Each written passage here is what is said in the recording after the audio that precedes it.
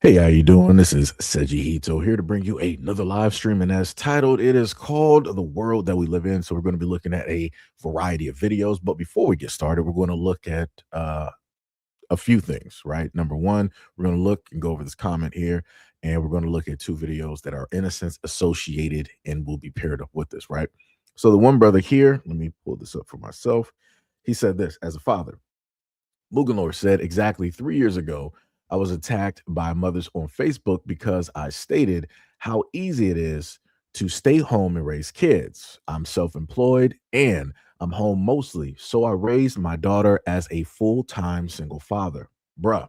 When my daughter was much younger at the time, I wake up and prepare breakfast and pack her lunch in the morning, drop her at her private school, then head to the gym for an hour, come home and shower, then work scheduling clients, shoots at the studio, and ship customer shirts.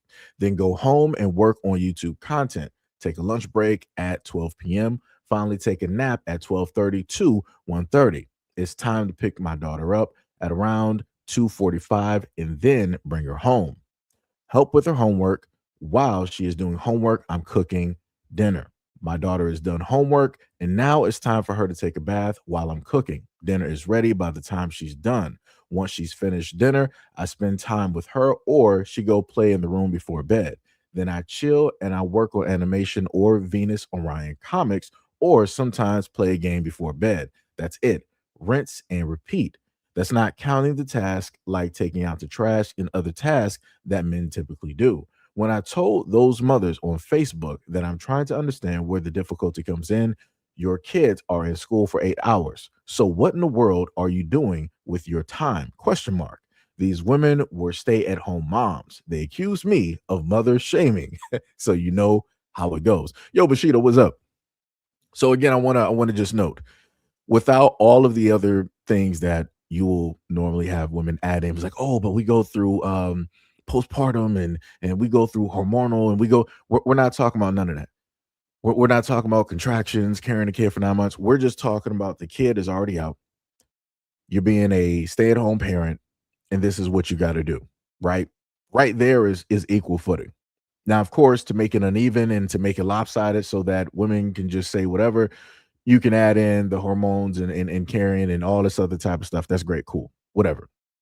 The main argument that this black father is saying that, hey, I'm a single father. There's no woman in the picture, right? He's a single father. He's taking care of his daughter. He's putting her through private school. Private school costs money, just in case people don't even understand what that is. Private school costs money, right?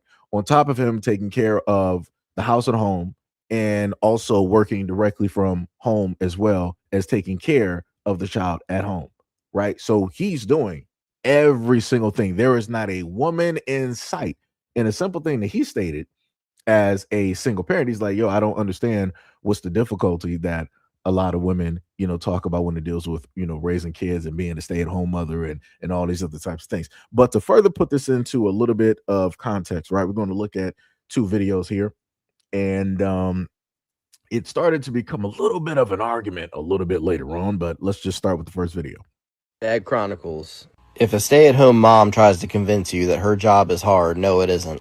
I'm a stay-at-home dad of 5 children, all 7 years old and under, and my life is a vacation. In addition, my kids are homeschooled, so they're here 24/7. I also do all the man work, all the house and car maintenance, taking out the trash, etc., etc. I'm almost 37 years old and I've had almost every single job there is. Culinary industry, construction, destruction, white collar, warehouse jobs, delivery jobs. I worked at a poultry plant one time and my job was to stand there for 10 or 12 hours on an assembly line cutting chicken throats with a poncho on. You have any idea how boring that is? Compared to every single one of these jobs, my life now is a vacation. I have a list of things I want to get done that day, and besides that, I get to do whatever I want. I don't understand how some of these women have 1, 2, maybe 3 kids, who more often than not have been gone at public school most of the day, chuck their kids like they're cornhole bean bags at their overworked husbands as soon as they walk in the door or tell them to do it around the house. What the f have you been doing all day, bro? Some men like to do all that when they come home, and that's cool, but you gotta understand when you're being taken advantage of. Then on top of that, they won't even let them crack most of the time. And that right there is just plain unacceptable. Hold on real quick. I want you guys to listen to something.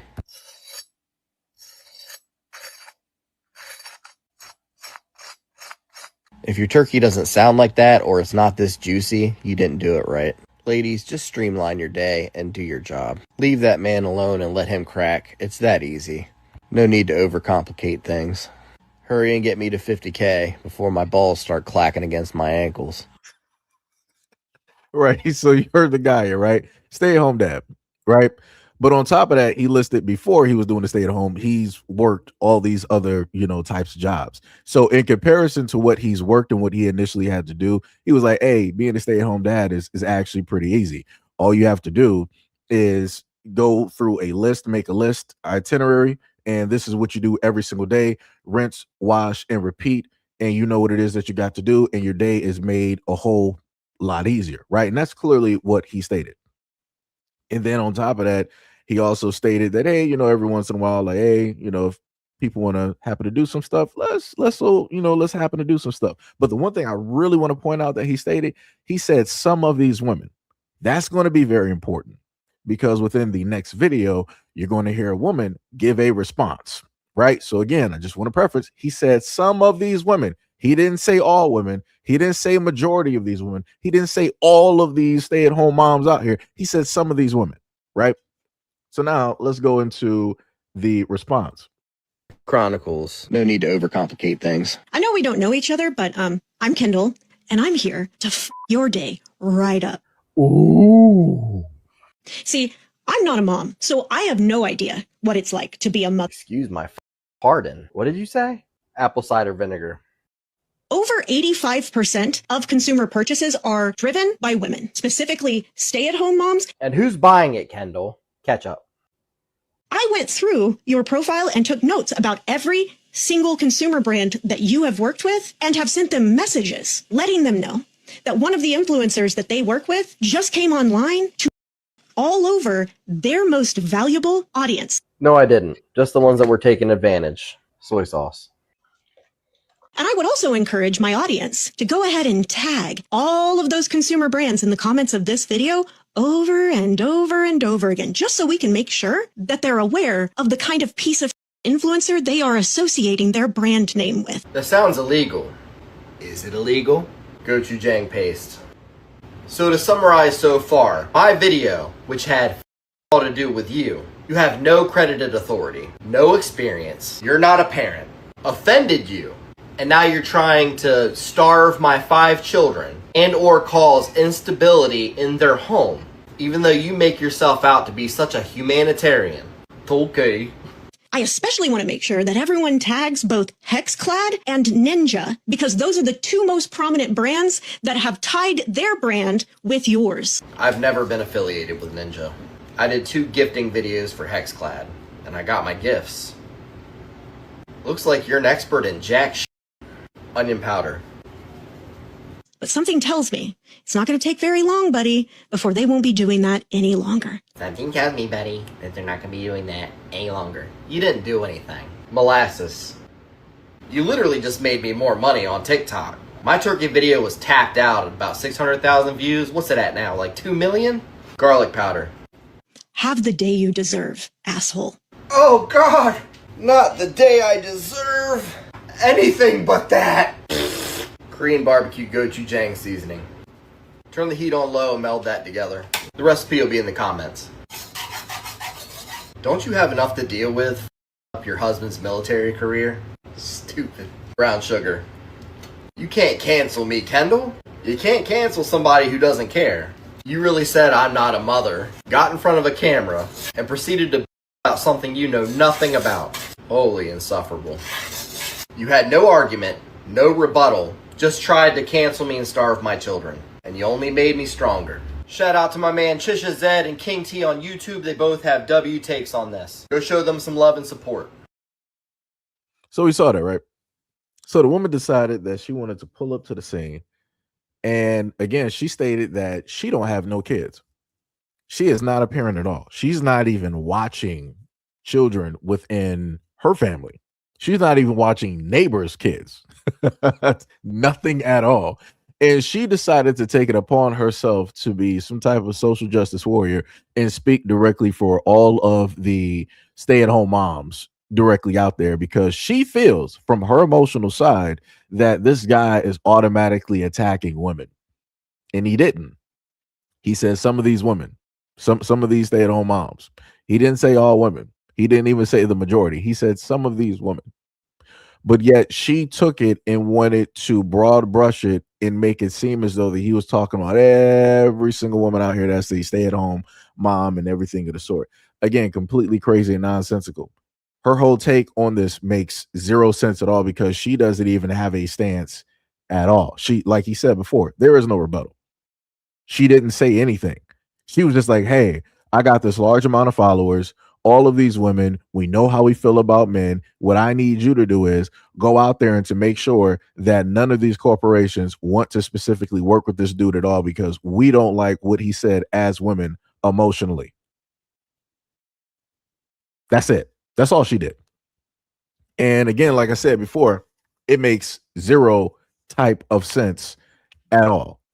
You got online, you wanted to say this. You could have easily, if you wanted to, made a rebuttal. You could have even tried to make a point by way of using women in your family. Oh, I watched, my mother. I watched the sister. I watched an aunt or women that I know of that are friends or coworkers. You could have probably tried to substantiate a point that way. Didn't even want to sit up there and do that. You just specifically got up here because you didn't like the fact that the guy, for all intents and purposes, just like the post that I read, told the truth from their experience, from their side of the situation, being men and raising kids, that, hey, comparable to the work that we normally do as guys, being a stay-at-home father is actually easy. Being a stay-at-home parent is actually easy. We don't understand what the complaint is. And now somehow, some way, that's some type of, hatred, towards women. But she has another rebuttal. Color me surprised. Have angered certain parts of the manosphere yet again. Oh no. Only this time, it's not for something I said recently. It's for something I said nearly a month ago, because that's how long it took this moron to craft a rebuttal. And now all of his equally stupid followers are coming to the conclusion that this is a new beef, and therefore I must have deleted my video about him because they can't find it at the top of my page. So real fast, just to help them out, the video is still there, friends. You just have to scroll a while because your boy is slower in more than one way, okay? Anyway, since they're begging for my attention so desperately, I thought I'd go ahead and respond. So let's just dive right in, shall we? You're not a parent. You really said I'm not a mother. You're right. I'm not a mom, which means I can say the sentence, I don't have kids. Some other fun sentences that I can say are, I don't have kids that I've abandoned. I don't have kids that are being raised by other men. I don't have kids that don't even live under my roof. I don't have kids that had to come online and out me in a public comment section just to get any amount of attention from me. I don't have kids whose hearts were broken because I decided to be a real piece of shit online. For those of his followers too stupid to pick up on the subtext of what I was saying, he can't say any of those sentences because those are all things that he has done. Excuse my pardon. What did you say? Brother, you had the option of not including footage of you digging in your dirty ear canal while wearing the gloves that you're subsequently going to touch people's food with. You realize that, right? Yuck. Over 85% of consumer purchases are driven by women. And who's buying it, Kendall? The women are buying it. Should I have said it slower for you? Or, in all seriousness, though, I am aware of the fact that you're just trying to do that same misogynistic trope, implying that stay-at-home moms are just spending their husband's money, right? That it's not their money to spend. Which, first of all, bold assertion for a stay-at-home dad to make. But also, no, that's not how that works. It's also her money. Just like they are also his kids, even when she's doing the majority of the labor taking care of them, it's also her money, even though he's the one doing that work, because that's how partnerships work, man. But I do want to point out that just by making that comment, you have now already proved my point for me that you weren't just talking about certain stay-at-home moms or only the ones, right? You were talking about all of them because you just implied that stay-at-home moms don't have their own money, that it's not theirs, that it's not an equal partnership. Once again, you made a misogynistic comment that impacts all stay-at-home moms. Just like when in your original video, you said that stay-at-home moms owe their husbands anytime they want. So once again, you're full of shit when you try to do the cop-out of, I didn't mean it for all stay-at-home moms. Yes, you did. Yes, you did. And I would also encourage my audience to go ahead and tag all of those consumer brands just so we can make sure that they're aware of the kind of piece of influencer they are associating their brand name with. That sounds illegal. Is it illegal? Does it sound illegal, man? Please, please, for the love of God, please make a video detailing exactly what you think is illegal about what I did and what law you think it breaks. I would be so delighted if you did that, man. That would be unimaginably hilarious to me. You have no credited authority. Credited authority. I'm pretty sure you meant to say that I had no credibility, is my assumption. That's the closest that I can come up with. But either way, I know that you know that I had credentials, that I have credibility on the topic of consumer marketing, which is what the video was about, because you had to specifically edit that part out of the video that you showed your audience. My video was not a debate with you about stay-at-home moms. My video was about consumer marketing and how stupid you are for tanking your own career as a content creator. And now you're trying to starve my 5 children and or cause instability in their home. There it is. I knew if you talked for long enough, you were definitely going to use your kids as a meat shield, because that is definitely your modus operandi. No one wants your kids to starve, dude, but that doesn't mean that people have to not respond when you run your mouth online and say things about other people. It is some truly, truly cowardly chicken behavior to run your mouth online, and then when people respond accordingly, fall back on, you're trying to starve my children out. No, dude, no. I did 2 gifting videos for Hexclad, and I got my gifts. Congrats on the pots and pans, I guess. What you don't seem to understand is that Hexclad sending you those couple of gifts, that was effectively your audition to prove to them that you deserve to be a longer-term, larger influencer for them, the kind that gets actual checks and not just a free pan. And you f***ed that up by coming online to the same exact account where you promoted their product and saying really shit things about the primary demographic that they want to reach. And like, yeah, I know that you're going to say that you don't care, and that's fine. That's fine. But at that point, to use your own argument, you are denying your children things. You should care that you fuck up your ability to make good money doing this content creation thing, because it impacts your kids. And I know that you're probably feeling real cocky right now because you brought up how you got 2 million views. My turkey video was tapped out at about 600,000 views. What's it at now? Like 2 million? Would maybe be impressive to me if that weren't the number of views that I've gotten on my video about you. But congrats on the 2 mil. You better make that check last, bud, because rage baiting has diminishing returns. Meanwhile, you've ruined your ability to get brand deals. That's what I was trying to point out to you, is that you are fucking up the bag, man. And come on, think of your kids. Won't they starve? Ah! Okay. Wow, excellent argument, man. Real compelling stuff. Brown sugar. Please tell me that that's not the same glove that you were digging in your dirty ear canal with. Don't you have enough to deal with up your husband's military career? Stupid. My husband's career is doing just fine. But I do think that it's interesting that all of you, not just you, but also all of your little defender sad boys that have likewise made videos, you all keep bringing up my husband's military service. By y'all's own standard, no experience, no opinion, right? That's the argument that y'all are making. No experience, no right to an opinion. You haven't the slightest idea what it's like to be either an active duty service member dealing with the stress of potentially having your life squandered by the demented moron in charge, or what it's like to be the spouse of an active duty service member right now and have to deal with the fear and anxiety of potentially losing your partner to a completely avoidable, illegal, and immoral war. So by your own standards, you don't get to have an opinion on that one, baby. You can't cancel me, Kendall. You can't cancel somebody who doesn't care. You're right. Famously, the best way of demonstrating how little you care about something is to make an entire video about it nearly a month after it happened. So I just want to point out a few things. I don't really care about the last part that she said, where, you know, military career and her husband and rah rah rah. I mean, that's a choice that he made. And on top of the fact you're talking about an immoral war and all this other type of stuff, well, you know, it's for all intents and purposes a white problem in a white situation. So yeah, you know, trying to say whatever, trying to make a stand, it doesn't make any type of sense, because at the end of the day, your population is controlling that, you know, when it deals with the United States and everything of the sort.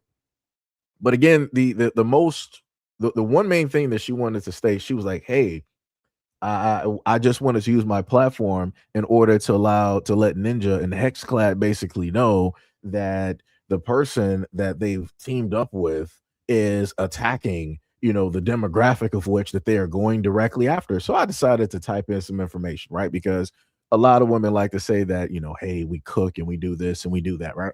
So I wanted to know who makes up the majority of cooks, right? Just to be fair, because I don't want to be sexist, right? I don't want to be sexist. So I wanted to look this up. So let's take a look at what we found, right? It says that men make up the majority of professional cooks and chefs, accounting for roughly 58% to over 73% of the workforce in the United States, depending on a specific role, while women hold about 41.8% of general cook positions. They represent only 18.5 to 25% of professional chefs and 6% of head chefs in restaurant settings. Line cooks, 73.1% men, 26.9% women. Chefs, 74.8% men, 25.2% women. Restaurant cooks, 67% men, 33% female. Key findings. They said despite culinary schools graduating high numbers of women, roughly 5 to 4 against men, far fewer advanced to top roles, with women holding only 6% of head chefs or restaurant owner positions. Sector differences. Women are more prevalent in other areas of culinary industries, such as catering, where they run roughly 75% of the companies. Home and professional. While men dominate professional kitchens, women historically do the majority of cooking at home. Top roles. Research indicates that at top tier 4 to 5 star hotels, up to 98.5% of chefs are male. So again, when we look at this, other than it being quote unquote at home, right? But a lot of women sit up and say that they don't even cook anyway. Again, this is why we have fast food. This is why we got fast food. This is why they stay consistently in business, right? This is why the markets always have stuff on the shelves, right? Because if people were really cooking, then the stores would actually reflect that.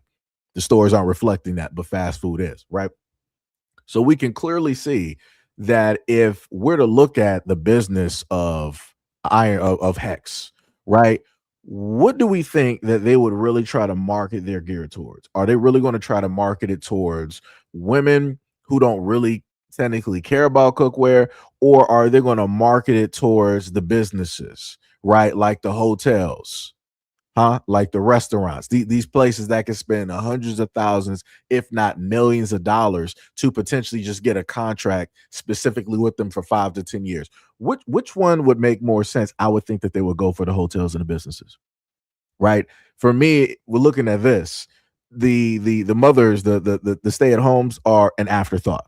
They're looking at the main ones who have the money to automatically, hey, I'm going to just do a contract with you guys, right? I'm million, two, $3, $4 million, bam, right there.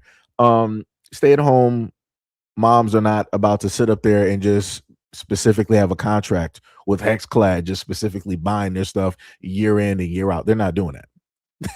They're not doing that, right? If they happen to see some other cookware that has like a bright, shiny, brand new color, they're going directly over there, even though it might be horrible or bad directly for cooking. So, like I said before, this woman has no type of argument at all about anything. She's just out there deciding that, oh, I see this dude out here talking. Let me, social justice my way into this and just basically mess up something. And then let me get all of my female followers to follow me and to jump directly on this bandwagon. And we could just sit up there and crush this guy and really teach him a lesson. That doesn't make any type of sense.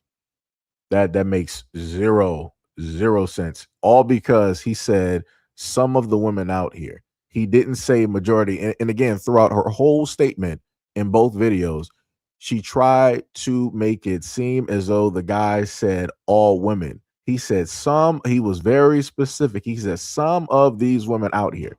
This is what I'll be talking about. This is the main thing that I've stated time and time again. If a guy basically says something very direct, some of these women, you have women interpret that as if you're specifically talking about them and all women. And again, you go back to the footage, he clearly said some of these women. That's crazy. That is diabolical in nature. Like I said, a lot of this stuff needs to be studied. It 100% needs to be studied. So now I can actually roll back to the comment section. What is up, Bushido? We got Sophie. What is going on? We got Jeffrey Rock. Somebody said this is not live. Actually, it is live because I'm clearly talking. We got Brand of Your World. What is up? What is up? What is up? We got Miss Shawnee in the building. What is going on? You said this is like the war with the Tiger King and the lady he battled with until he went to jail. Wait, did I see that? It's so long ago that I probably can't memory wise. I know who the Tiger King is, but I'm trying to remember that specific instance. It's very tough right now. The pandemic has done a lot to the human brain. Let me tell you something. Chris T, what is up? You said when I did restaurant work, every line cook and chef I had ever worked with was a guy. The waiters and food runners were a combination. Miss Griffith, what is up? What is up? What is up? D Money, what is happening? So yeah, like I said, this is why it gets so difficult to just have conversations when it deals with certain things. And again, I gave two examples. I gave one of a black male single father who is a stay-at-home father who does his own thing as a YouTube content creator and also as comic books and also making t-shirts and everything of the sort. And he specifically went on Facebook and he was like, he doesn't really understand what the hoopla is about when women say that it is tough being a stay-at-home mom. That dude is a stay-at-home father. There is no woman helping him with anything. He's doing everything for his daughter, private school, taking care of the home, doing the stuff that men are supposed to do, and everything of the sort. But like I said, whenever it is that men specifically say that something is not difficult, you have other people out there that want to sit up there and make it an issue. Like, oh, you guys are just against women. You guys are just bad mouthing women. Nah, it's like, no, they're not. He's just saying it's like it's not difficult. It's like, I don't understand. Why would you get so offended, directly by that? Like I said, I don't know. I don't know. Like I said, it's crazy work out here. It is crazy work. So let me go through the selection. So now I guess we can go directly into the instance of the whole thing of Chud the Builder yet again. So we're going to have this individual here. But before we, in a sense, get to this individual, let me just bring up some information ahead of time here. Let me see if I can specifically get that back. Yeah. So the person that we're dealing with is here, right? Chetty Nash is of Congolese and Jewish ancestry. He is a content creator, influencer, and rapper known for his commentary on hip hop culture, particularly related to Little Durk, right? So we know that this guy is African, right? But when you look at his hair and everything of the sort, that's not really how it seems. And then they also stated that he's a rapper. That's not what they normally do over there in Africa, right? So which means he's more than likely in the United States. So let's see what this Congolese man had to say to Black Americans when it deals with Chud the Builder. People pissed off and in their feelings because I support this man. I support him because he's showing you how cowardice actually works. See, there's a couple of things to point out. Number one, y'all ain't did it, but y'all will ride through, get your guns, risk your freedom, take yourself away from your family to kill a person who looks exactly like you, dresses like you, and talks like you. That's the first reason. The second reason, I want more. I want more Chud the Builders to walk around every city in America and do the exact same. And some of y'all will get mad and you probably fuming and foaming out the mouth. Why though, Nash? Why would you trying to start a civil war? Has he harmed anybody? No. Has he reacted to people trying to do something to him? Yes. But he's showing how bitch made a lot of you cats are because I get threats all the time where I see punk like this. And that happens every day because I speak about that I feel like speaking about. And instead of intellectually debating me, you can't. So let me just stop right there, right?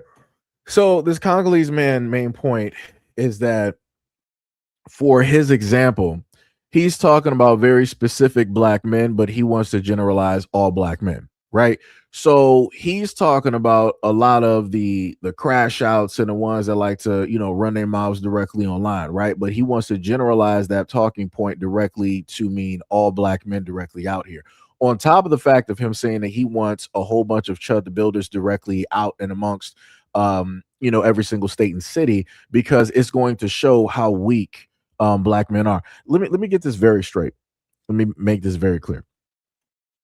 Chud the Builder decides to make content where he uses words, inflammatory words and statements, in order to antagonize black people specifically. He goes directly into areas that are more than likely multicultural, and he proceeds to go up to black people that he knows is not really going to sit up there and do pretty much anything, because they're not really on that type of time. They're just going from their daily day, just doing whatever it is that they normally do.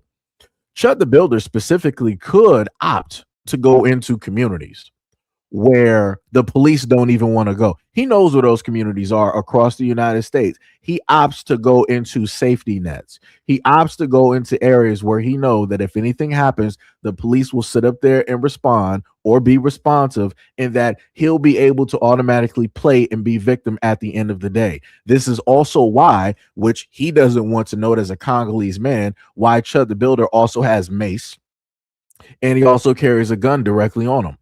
Now, think to yourself, if you believe in freedom of, right, which means speech, but it doesn't also mean freedom of consequences, why would you then, if you are so for freedom of speech, why would you be afraid? Because Chud the Builder going on no potentiality of what can sit up there and happen. How I know this is also due to the fact of going to his Go Send Go, which he had directly up there because he got deplatformed and everything of the sort. You had a white male that sent, I think it was probably about like $500. And he specifically wrote, and this is me paraphrasing, he specifically wrote to Chud the Builder. He was like, hey, man, I really enjoy and love the work that you sit up there and do. You're really talking about, freedom of the speech, and these chimps be chimping, da. And he was like, you're really going to need protection and an army directly out there, and, can't offer much, but we're willing to sit up there and be an army, directly for you, and come out there, directly with you, because you're going to need protection, this, that, and the third. And all of this is, pro bono. It's free. It's like, you don't have to give us anything, but we'll give you everything. So even his followers know that freedom of speech does not mean freedom of consequences. Because if you go through life and you decide that you want to antagonize people, you can't be surprised if people later on are going to soon enough have a response to you trying to antagonize them or goad them into a certain type of action. Like this is what I be talking about. And he's the main type of person that's, in a sense, trying to have Black Americans be the causation of a type of race war. And this is what I talked about before. For the longest time possible, you didn't have people talking about, oh, there's a race war coming. There's a race war coming, right? And Black Americans were like, all right, well, that could be, but we're not going to be the causation of that. We're not going to be the ones that you're going to look to and basically point the finger at history and be like, hey, this is the reason why the United States went into this war is because of Black people. No. Black people are like, you know what? Y'all done caught us up in way too many things. Y'all done blamed us for way too many things. This is at least going to be that one thing that we can foresee that has already been foretold. We're going to opt out of that destiny. We're not about to sit up there and do this. So again, this is why when you look at certain laws and different things that are being passed, I think, what was it, down there in Memphis, down south, where they broke up the voting area of a predominantly Black area, and they wanted to split that and all this other stuff. This is, again, the ways of which that they've always tried to have Black people move emotionally. They can't do it because Black people are emotionally intelligent. We realize and we understand, oh, y'all trying to do the same exact thing y'all did before. Y'all trying to play these exact same games y'all played historically. We're not falling for that. So we're ignoring it. We're bypassing it. We're moving it around. So now what they're doing, they were like, okay, well, we're going to go to something glaring. We're going to go to something that's jarring. We're going to really sit up there and get you. Now we're going to go to the political landscape, right? So I want people to pay attention. All the times that it basically, what people basically said that when it deals with the laws, rules and regulations, it takes months, it takes years for laws and different things to get passed. But all of a sudden, when it dealt with them trying to break up this predominantly Black area, they did that in an instant. It was almost like overnight. They broke up that district into 3 separate spaces. And they did that to basically let Black people know, like, hey, your vote is not important. We don't actually care about your vote. Your vote doesn't mean anything at all, right? I'm going to get into another clip that's going to, matter of fact, let me see if I can pull that directly in here, because there was a small conversation that this is a snippet of a small conversation. We're going to come back to this video, but there's a snippet of a small conversation that was being had specifically when it dealt with the voting, and this is what I want to highlight here. Well, like, why don't black people vote more? To Bakari's point, this is fucking why. This is why. Yeah. I wanted to hear Bakari's answer. What do you tell people like Charlemagne when they say that? Because I'm not going to lie, folks, I'm having a difficult time making the case right now. It's because impossible. when I go to the shop, when I'm out in my community and I hear that pushback that, like, they're not going to let us have elections, it doesn't matter, even if we vote, our votes don't count, I'm really struggling to come up with the counter. Right. And this is all stemming from what just recently happened.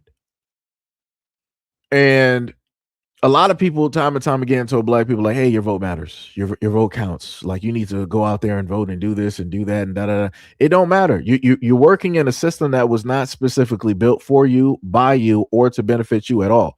The system is specifically built in order to benefit other people, and that is what has clearly been shown. If there is no other way to basically speak to Black Americans to let them know that, in a sense, if they really want to do something, they can sit up there and do it, that should be the greatest example. And then they're trying to use that to also spread that throughout the rest of the United States. But like I said, it'd be like that.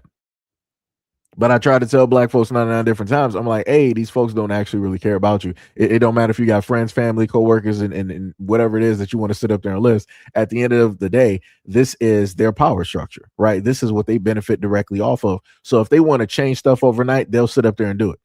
But if it deals with you wanting something directly from that system because of how it is that you were treated, how it is that you have been seen and deemed and criminalized, it's going to take time.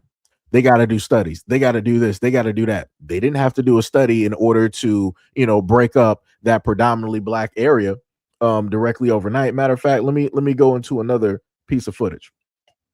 Let me see. Do I have that clip directly in here? I don't. Oh, ain't that a little bit of something? All right, let me roll back real quick, because there is a nice clip going directly. Okay, maybe I do have it. Hold on, let me make sure. Because the picture that I'm thinking in my mind, yes, I already had it. So let's go to this one here. Let me pull them down. Pull that down here and go to this clip. Y'all, we've been reporting on Tennessee congressional redistricting. Turn your volume up. I'm just going to leave this one right here. To the sponsor, are you aware that Memphis is predominantly African American? I am not. So to my sponsor, who went to law school at the University of Memphis and lived there for 3 years, you're telling me you're not aware that Memphis is predominantly African American. Am I correct? Senator Lamar, he's answered that. Next question, please. Now you hear the old white folk up there, right? Like Senator Lamar, he's already answered the question. So continue to your next.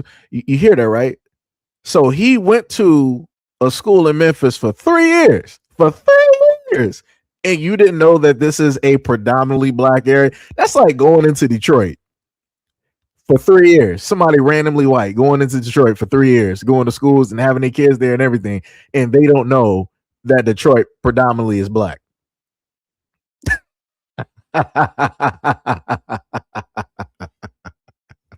You can't make this stuff up. Let's get going.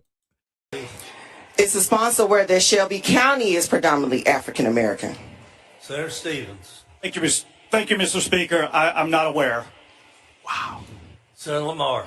Are you aware that Tennessee's 9th congressional district is the only majority African American congressional district in this state? No, I have no knowledge of that. So when you were drawing the lines, were you unaware or aware that you were slicing African American voters in Memphis, Tennessee into 3 parts? Senator Stevens. Thank you, Mr. Speaker. This proposed map divides Shelby County into 3 districts. It maximizes the the Republican chances of carrying all 3 districts. We're talking about it live on the political commentary show I host called ABC 24 This Week. We are live streaming this show for the first time on Friday.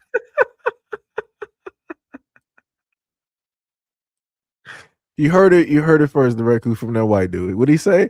He was like, hey, we broke this. We broke up the sections that are predominantly black so that we can just maximize what it is that the Republicans can sit up there and do. So it doesn't matter how the black people there voted. It doesn't matter. They were still going to do what it is that they wanted to do at the end of the day. It doesn't matter how the black people voted. They still did what they wanted to do overnight. Overnight, they sat up there and did that.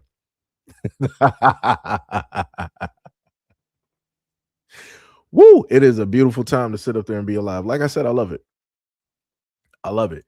And the main thing that is going to take place and happen is that, as I've stated before, the downfall of the society is not going to happen at the hands of Black Americans. It is not going to happen at the hands of Black Americans.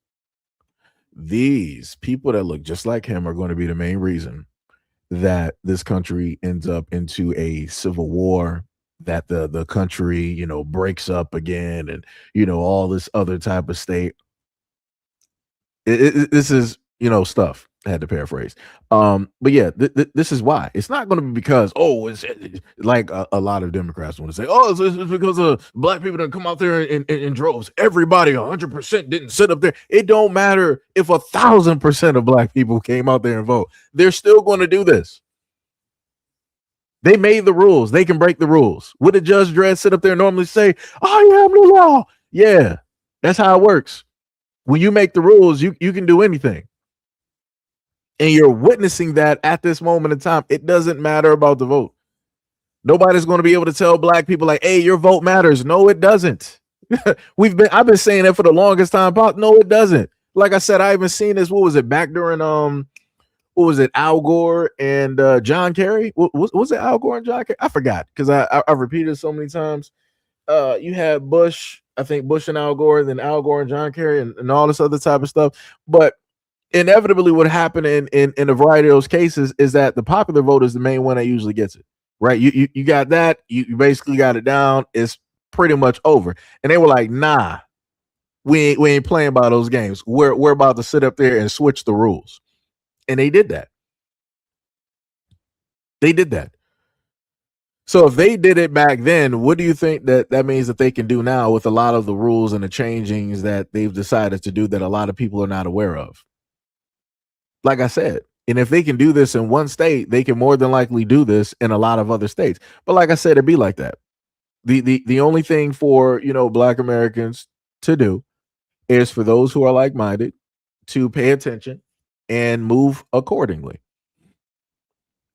That is the best method to the madness, to the chaos that is directly out here. Because like I said, this is the end result that they want. They're trying to do any and everything in order to get some type of race war started, because the whatever wars that they're trying to have, black Americans don't care. All of the stuff that they're doing with ICE and immigrants, black Americans do not care. Right now, they're also on this whole thing of the hunting virus. I'm just going to say it, the hunt virus, whatever it is, right? The ship virus, right? They're trying to have a 2.0 version of the pandemic, right? Because that's the whole. Okay, it seems like the live stream is going to be moving a whole lot differently because I'm going to be talking about a lot of stuff now. So dealing with, this is a side note, dealing with that whole virus on the cruise ship that quote unquote it comes from ICE and all this other type of stuff. They released all of those people, right, to go right back home, right back to their countries, or wherever it is that they're from, right? We got people in Georgia, we got people in New Jersey, we got people in Texas. We probably might even have some other people from the states that we don't know about, because maybe they decided that, hey, we want to go to this other country and then go to our actual destination, right? So this is now going to be a ticking time bomb to see what is going to happen. And I want to note to a lot of people that just like the pandemic, this is all taking place before summer. The moment in time that summer really started to hit, That's the moment in time that you started seeing everything moving on social media and by mainstream media, all mainstream media news reporting the exact same thing, putting out the exact same stories, saying the exact same words, giving you the exact same statistics. This is when all the doctors wanted to come out and doing all of this other time. So don't be too surprised. There was a nice potentiality that this is looking like a 2.0. That's all I'm saying. Right? Because when all else basically fails, we're going to make a lockdown. We're going to have something to sit up there and control the people. We're going to make sure that people can't go nowhere, that they can't budge, they can't do this, that they can't do that. So I want to sit up there and also note that this is another way for people to instill a type of fear. In order people get, antsy to work directly on people's, nervous systems, their immune systems, to stress them all the way out, especially if, there's a potentiality of another lockdown that may happen. Right. Which means that you're going to be directly at home, not being able to do much or whatnot or whatever. Like I gave people information about before in Australia, during the pandemic, it was illegal for people to really be outside of their homes. And that was crazy. I'm like, you can't be outside of your home. So if you wanted to be out, outside of your fence, no, you can't do that. You'll face a fine or jail time. You wanted to be in your backyard, you will face a fine or jail time. Like, it was crazy. It was crazy, the stuff that they were sitting up there doing. And that's why I reported on it, but people didn't want to pay attention. So, now a lot of things, a lot of laws, rules, and regulations have been passed in a variety of bills, of which everybody didn't sit up there and read. Because I know for a fact that I didn't sit up there and read thousands of pages. I know for a fact. So I know that there's a lot of stuff muddled in between, a lot of that stuff that is not going to be of the best interest of the American people. But, it'd be like that. Because the end result is this. You got folks out here that are willing to allow the country to fall just so that they could stand on top of another group. So you got the middle class and the poor whites that are willing to allow everything else to fall down just so that they can stand directly upon Black Americans. But people don't realize that the rain doesn't just fall in one direction. It also falls upwards. So whatever you think that you're standing directly upon, and you think that the water is just going to go in one direction, that water is going to come rushing right back up. And it's going to be worse than ever before. So like I said, y'all can keep playing these games. If y'all ain't pay attention to a lot of these storms, a lot of these floods and whatnot or whatever that's going on, hey, y'all can sit up there and keep playing these games if you want to. One way or another. The universe of nature is going to get you, or it's going to be a combination. Y'all going to sit up there and learn one way or another. But like I said, it'd be like that. But let's go back to the Congolese man, right? Tell me I'ma die, you gonna kill me, and all this shit. But the second most powerfulest reason why I support Chud is simple. Guys, because like this. See, what Chud is gonna force a lot of you guys to do is wonder about who else supports Chud. See, there used to be this thing we used to know as a collective. We don't fear the KKK because they got their mask on. We fear the KKK because the masks they come off, because they're your politicians, they're your store managers, they're your bank tellers, they're your bank managers, they're your politicians, they're your police, they're your firefighters. They're all of these people who are power players in the institutions, which will basically drastically make us go from the bull to the real shit. See, what Chud is going to force a lot of people to do is start collectively saying, I want this person to be deplatformed. So one day, Black people will wake up like y'all accuse Jewish people of doing and say, hey, if you support this, we don't support you, and cut them off financially. See, all the people who are still on the platforms that support this man and you're Black, you want to show how you really say Chud the Builder? You take your Black off of there instead of getting in my inbox and chimping out. So, and you see what he decided to do at the last minute, right? And this is a Congolese man. So you see what he did at the last moment, right? He wanted to try to put the the ultra blackety black type thing at the last minute to make it seem like this was my real point about saying all that stuff in the beginning. Now that I got y'all attention, but then he did the same thing that Chud the Builder and the rest of them do. He was like, "Yeah, stop jumping out of my comment." See how they do that? And again, that's an African man, that's a Congolese man. But the funniest thing is, right?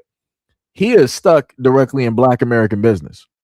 He has basically modeled himself directly after Black American men, right? But yet, don't they got stuff going over there in the Congo, right? Didn't Leopold of Belgium set up there and just make a nice example out of a lot of y'all folks historically over there? Huh? Didn't King Leopold of Belgium do that? That's some crazy work. Y'all should really be having a whole bunch of energy towards the Belgians. They was cutting off hands and feet, legs, and everything. They were making examples in front of you, in front of the kids, letting them know, like, hey, when you grow up, I just want to let you know, if we're willing to do this to your parents because they not listening to us, what do you think is going to happen to you? If we don't really care about your parents and this is how we treat them, what do you think is going to happen to you? So you better straighten up while you still got all of your appendages still attached to you. That's what they did to the Congolese. So it's a little bit crazy to me how a Congolese man want to have all of this energy when it deals with American situations and problems and want to try to talk about this us, this we. I ain't French. I just want you to know I don't speak a lick of French, mon ami. Oui, mon ami. Je ne sais beaucoup. We don't speak French directly up out here.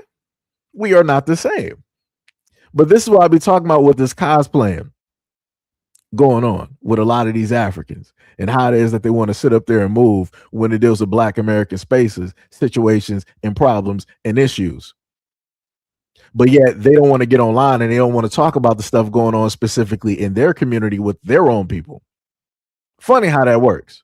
It's like, let me sit up there and talk about, Black Americans negatively because I know that I can sit up there and make money directly off of this, and I can cosplay, I can easily separate myself because me portraying myself as a Black American is the caricature, while the actual version of me is a proud Congolese man from Africa because I know my bloodline and where it is that I come from, my ancestry, and and all this other type of, like I said, this is the type of stuff that they be doing. This is the type of stuff that they be doing. And it's very easy for somebody like this to sit up there and say, well, if you don't sit up there and support it, what Black people need to do is just get up off of these platforms and this, that, and the third and whatnot or whatever. And I want to just say historically that it doesn't matter where it is that Black Americans are, you will always have somebody white minding your business. We had all of our own towns and cities directly in the United States, and them bad boys got burned down. There were massacres that happened around the United States in our towns and cities because they didn't want us to have those towns and cities. They were mad that we were able to be self-sufficient, that we were independent, that we didn't need anything from them, that we could actually be living independent and separate completely from them. They didn't like that. So what did they do? They made up lies. They came directly through, burned up those towns and cities. And what do people like him do? So like, stop talking about the past. Why you guys keep talking? This is in the 2000s. It's 2026. Why don't you guys rebuild any of these things? Because it's going to be the exact same thing that's going to happen, but it's going to be far worse. Now, not saying that it can't sit up there and happen. You would have to, again, have like-minded people, right? You would have to have the same togetherness that was in a sense there. And that's the other part of the reason why I brought up the other two videos dealing with the voting and how it is that they're trying to quote unquote restructure and break apart, a lot of districts and things around the United States, specifically dealing with Black areas, because inevitably what's going to happen is that the more and more that they keep doing this, it will happen to force Black folks to be like, all right, we're going to have to put a lot of stuff to the side. And I keep telling people this. I'm like, your best bet, if you didn't want Black Americans to see eye to eye with one another, your best bet was to sit up there and just allow people to live amongst everybody else, right? Because when Black people living amongst everybody else as a quote unquote collective, so to say, Black Americans ain't worried about nothing. They'll be like, oh, everybody is everybody. Everybody is everything. We're all friends. We're all family. We're all God's children, right? It's that whole type of deal, which is not even factual. Because even living amongst people, people will still be divided. Case in point, like the video, I think I might have brought you guys a video in a live stream, or maybe I might have just looked at it myself. But there was a guy who posted a video. He's in Atlanta, and he showed how the Koreans basically carved out their own little section. They got their own little nice size strip mall or whatever it is, and it's nothing but Koreans. All Korean everything. Korean restaurants, they got dining. I think they got some fashion. They got lawyers directly up there. They got money loans in there. Everything is straight Korean, but it's in Atlanta. So, like I said, this is how this works. How people come directly into the black community and say that, oh, the black community, they don't. There's really no money here. There's nothing in the black community, but yet somehow, some way, they carve out something. They make something from black American dollars. The only reason that those Koreans are even there and they're able to even carve out something in Atlanta is because of black American dollars, because their families came here and it was like, we got the nail shops, we got the hair shops, we got the beauty supply stores, we got the maybe even like a massage parlor, whatever. They got all of these businesses, and then they came together as a group and then decided to do that. Right. So again, we're not really together, as a lot of people like to sit up there and say. But again, my main point is this, that inevitably what's going to happen is that this is going to force black Americans directly into the mentality of the old, where we're going to be like, we're going to have to put a lot of stuff to the side. Like, hey, we got disagreements, but there's a bigger battle directly to the forefront, because you're not going to be able to have a mentality where you can look at what's going on and be like, okay, they're actually the real problem here. These are the folks right here that are actually the real problem, that are causing a major issue. Like I said, they're doing it to themselves. They're clearing out the field. They're trying to section off everybody.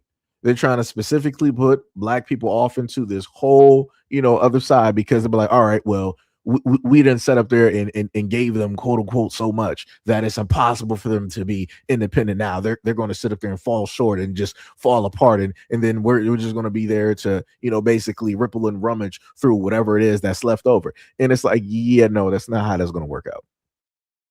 It's not. That is not how that's going to sit up there and work out, even though that's how they think it is. But this is why I told people before, they like to sit up there and play chess.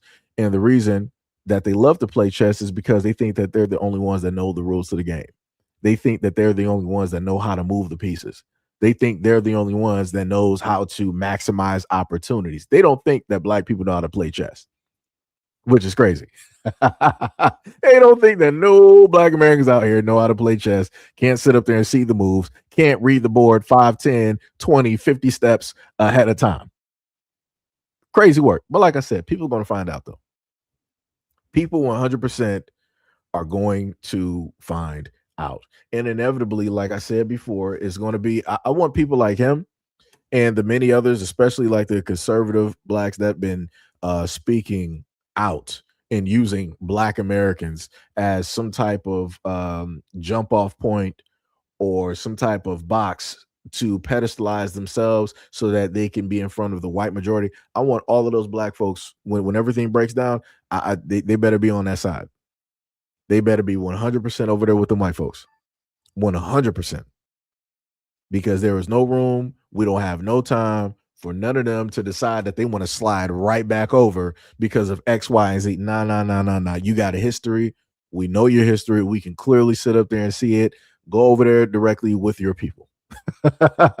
Let's see if they accept you during that time. And they probably will, because they need a pet. They need a brand new toy. They need a chauffeur. They need somebody to sit up there and, work the yard. They need somebody to be handy directly over there at the house. Like I said, go right up over there and knock yourself right on out like you've been doing, because that's where the money is.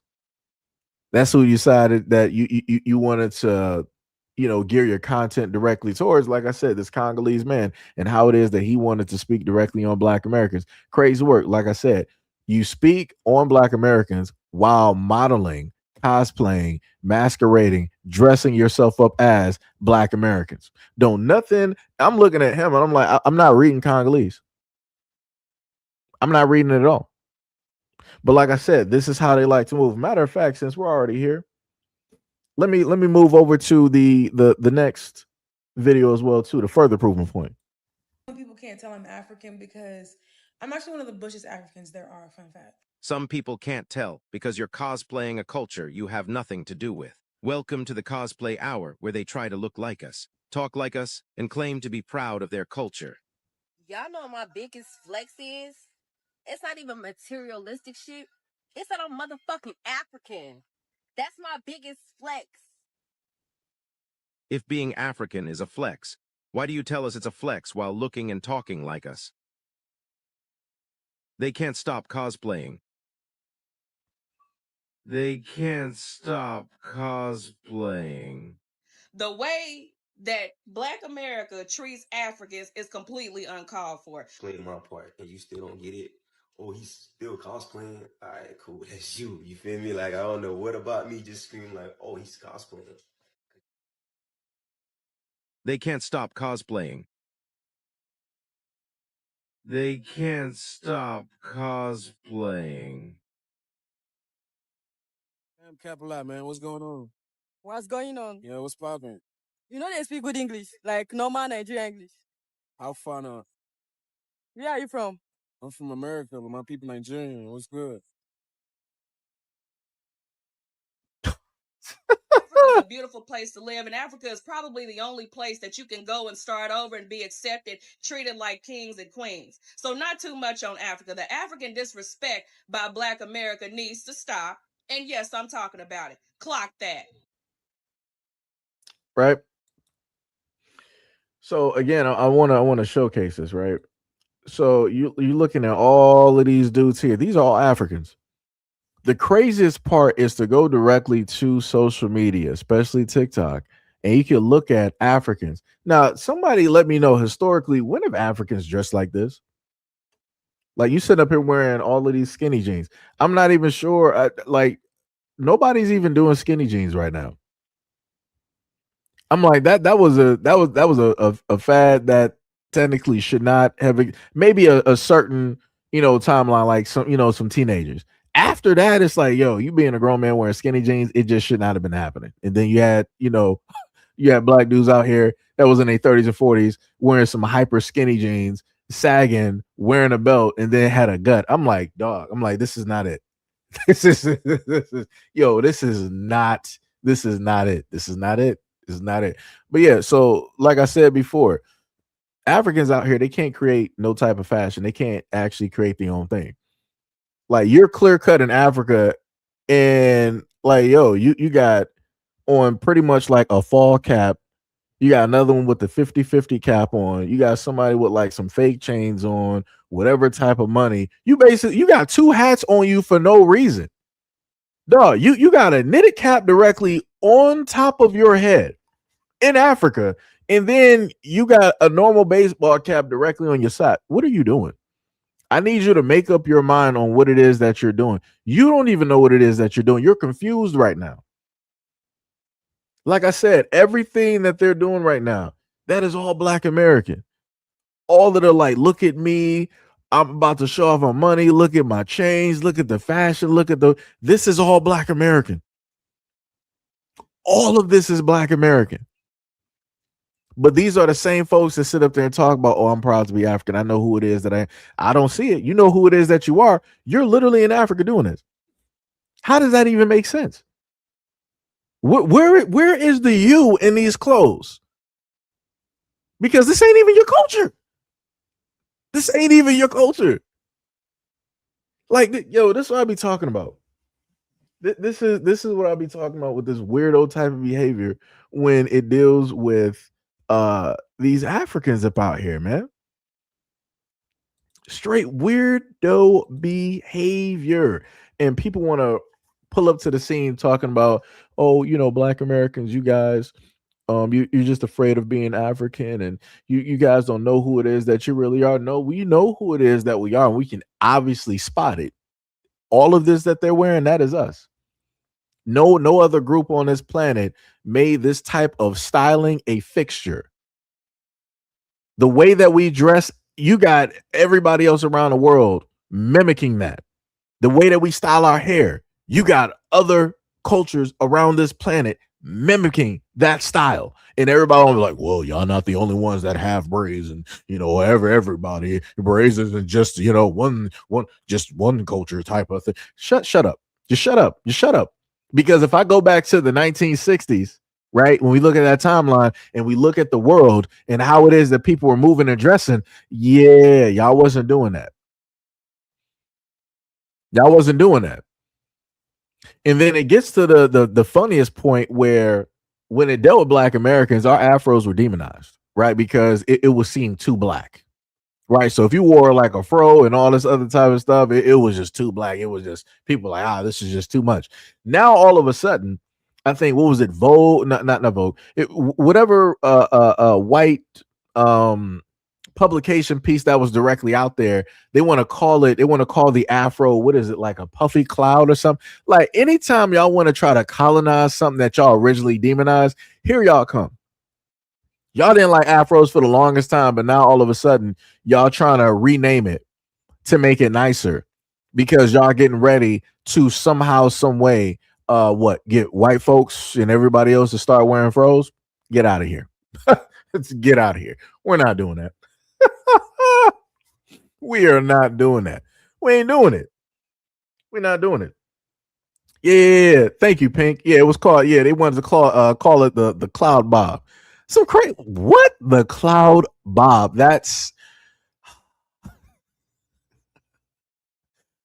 this is all. It's ridiculous. It's ridiculous. Like I said, Black people can't have nothing. We can't have nothing. And then here come people like, oh, you guys aren't the only culture to have an afro. Everybody, no. We're not doing that. Because like I said, and this is the beautiful part, we can just pull up pictures. We could go picture for picture over generations and look at who were the main cultures doing afros consistently. Advertisement, pictures, photos, family, culture, rap, music, art. We can look at the group, and by far nobody else is going to be able to hold a candle when it deals with Black Americans. It is us. It's a fine night. It is us. It ain't nobody else about here. Because like I said, wasn't nobody out here trying to wear a fro before Black Americans? Wasn't nobody proud of their hair like that up until Black Americans? And that just is what it is. But people want to run around sitting up here talking about we don't know who it is that we are. We know. Y'all just don't want to accept it because y'all can't lay hands and try to claim it. Because if everybody could basically claim how proud we are of ourselves, then it would just be what it is. But because people can't lay hands and claim it, people are like, oh, y'all don't really know. Y'all just got an ego and a type of pride. Like, remember, everything that y'all got come directly from Africa. Okay. All right. So you say, okay, Ty, okay, it was Vogue. Thank you. Like I said, it's crazy out here. Like, look at this nonsense. Look at this. And then you especially got this African girl right here talking about my biggest flex is that I'm African. But yet your hairstyle is that of a Black American woman. What are we talking about? What are we even the mannerisms, like how she wanted to try to swing her neck and all of that other, like, come on. You talking about you African, we can't even hear it directly in your voice. Where your accent? Why are you not talking in your language when you saying this? Like, yo, the weirdo type of behavior. Weirdo type of behavior. Like I said, this whole thing too, like they can't make money off of themselves. It is impossible for Africans to monetize and talk about themselves and to create and have platforms where everybody want to just go there. This is why when you look at them on every single platform that they're on, where you can see a full body from head to toe, they're dressed like Black Americans. They're not up there dressed like a Cameroonian. They're not dressed like a Nigerian. They're not dressed like a South African, a Kenyan, and all. They're dressed like Black Americans. They sitting up there wearing sunglasses directly, and it's you're in a closed environment. That's something that Black Americans do. It's like, just to be real, that's something that we just do just because, right? Like you doing, you got the mannerisms. Now you trying to sit up there like the African dudes. They trying to be laid back, not say nothing, not say too much, and all this. Man, get out of here. Get out. That's not even naturally normally you. You got that directly from Black American men dealing with Black American culture. Like I said, always doing way too much. And then this one here, she's just nerve wracking. She's just nerve wracking all the way across the board. Y'all done seen her videos. I done posted them directly up here. And like I said, this whole thing here, like, this is ridiculous.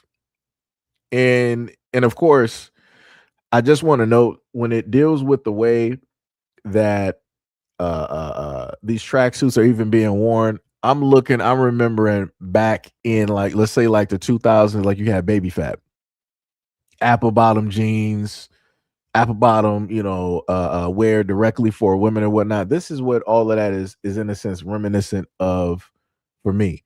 And it was only Black American women and during the time teenagers who made that fashionable, who made that a thing where it was all over. Like during that time frame in the hood, there was not a place that you could go that you didn't see a Black woman or a Black teenage girl wearing this. Even to the extent they might even have this directly on the little girls, like the little babies and whatnot or whatever, right? Had a whole tracksuit, whole women in the family was sitting up there like matching, right? There was not a place that you can go. And then once it became that high popular, where it was in music videos, it was in movies, maybe you might have even saw it in commercials, you saw Black female celebrities wearing and all this other type of stuff. Once it got to that height, you know what happened? White mainstream came directly out and they was like, oh, we're about to start doing this too. Usually by the time that it makes it to them, we're like, all right, we're done with this now. we're going to retire this, because that's what has to happen every single time.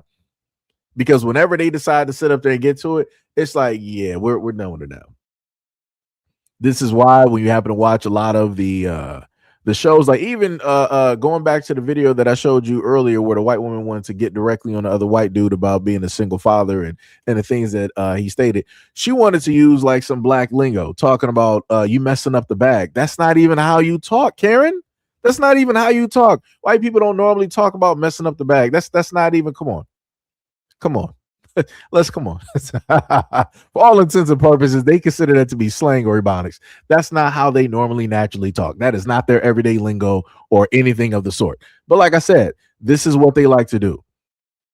And then they want to try to push this off as like, oh, it's the brand new gen whatever, and it's the whole TikTok thing. No, it's a way for you as white folks to come directly in, look at what Black folks are doing, how it is that they're talking, and try to figure out a way to insert it into what it is that you're doing. The exact same way that white folks do it, this is the exact same way that Africans do it.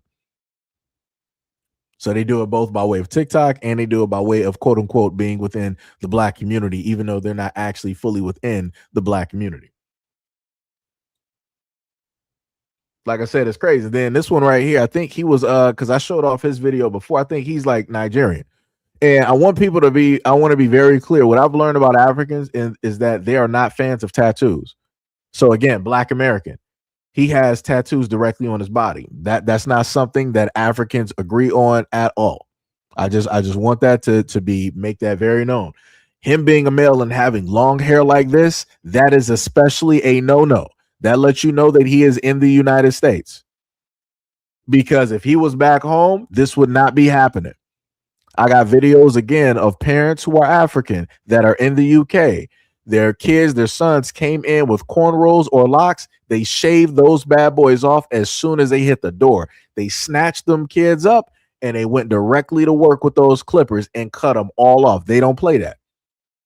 So like I said, he got his ears pierced and all this other type of stuff and mannerisms. Again, he's trying to make him model himself directly after Black American men, but at the same time separating himself, like I showed y'all in that video about a month or two ago, where a Nigerian woman confronted him and he had to sit up there. He laughed about it. And he spoke to her in Nigerian to let her know, like, no, this is actually who I am. I'm Nigerian. I'm a proud Nigerian man. And just because I dress like this don't mean that I lost or that I don't know who it is that I am. Like I said, this is the games that they sit up there and play. These are the games that they sit up here and play. Matter of fact, do I got the other clip up here where that I'm guessing it was an actor. Let me see if I can get that. Let me play this clip for y'all real quick. Growing up, you know, with your heritage and being the first, you know, Haitian American. It was tough, you know, and I didn't realize how tough it was until I became an adult. Like, it's like as a kid, you know, we were like Hannah Montana. You know what I'm saying? We was living two different lives. In school, we wouldn't tell people that, you know, we're first generation Haitians or whatever, because they would look at us like, oh, you're an African booty scratcher, you're this, you're that. So my brother, my oldest brother, like, yo, bro, when you get to school, bro, don't tell no one, like, bro, we got to fit in with these African Americans, da da da.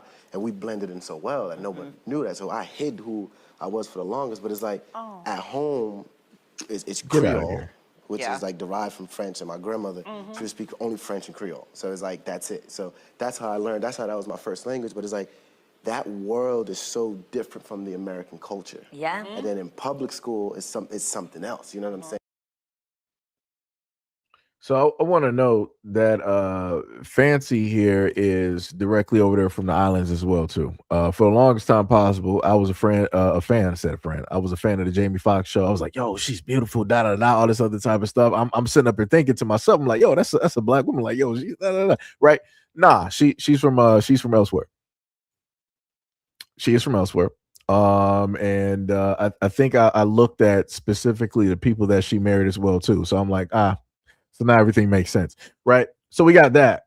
And then we got this whole situation with this young dude here where he's sitting up there talking about like, yeah, you know, growing up, it was tough for us. You know, I really hated who it is that I was because I had to hide it. I ain't trying to hear none of that stuff at all. But like, and then here's a classic thing. Like, oh yeah, it's like, yo, if we would have sat up there and told them that we were like Haitian and whatnot, they would have just called us African booty. I'm Black American all day long.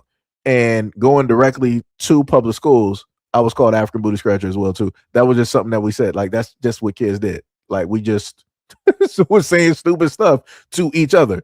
But it's crazy how they want to frame it and make it seem like this was something so specific to them and that this was only happening to them. You're within the Black American community. We're going to sit up there and tease. We're going to sit up there and name call. We're going to go back and forth because that's specifically exactly what it is that we do. That's just how it is. But to get up here on I guess you could say a nationally syndicated show and make it seem as though that Black Americans, if we were to ever find out originally that he was Asian, that he would just been inundated with a whole bunch of stuff, that's nonsense. That's ridiculous. Like really, we was all going to come out in droves and really just like really get on you like that? Yeah, no, we don't really care that much. And again, he's talking about kids. So again, what happened to you when you were like, let's say like a high schooler? What happened to you for, you know, college?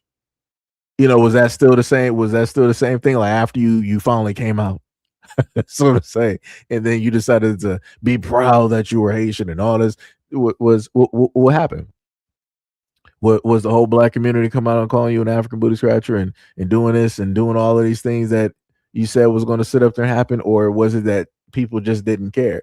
Chances are very great that people didn't care. Like I said, I myself work with in New Haitians and I didn't care.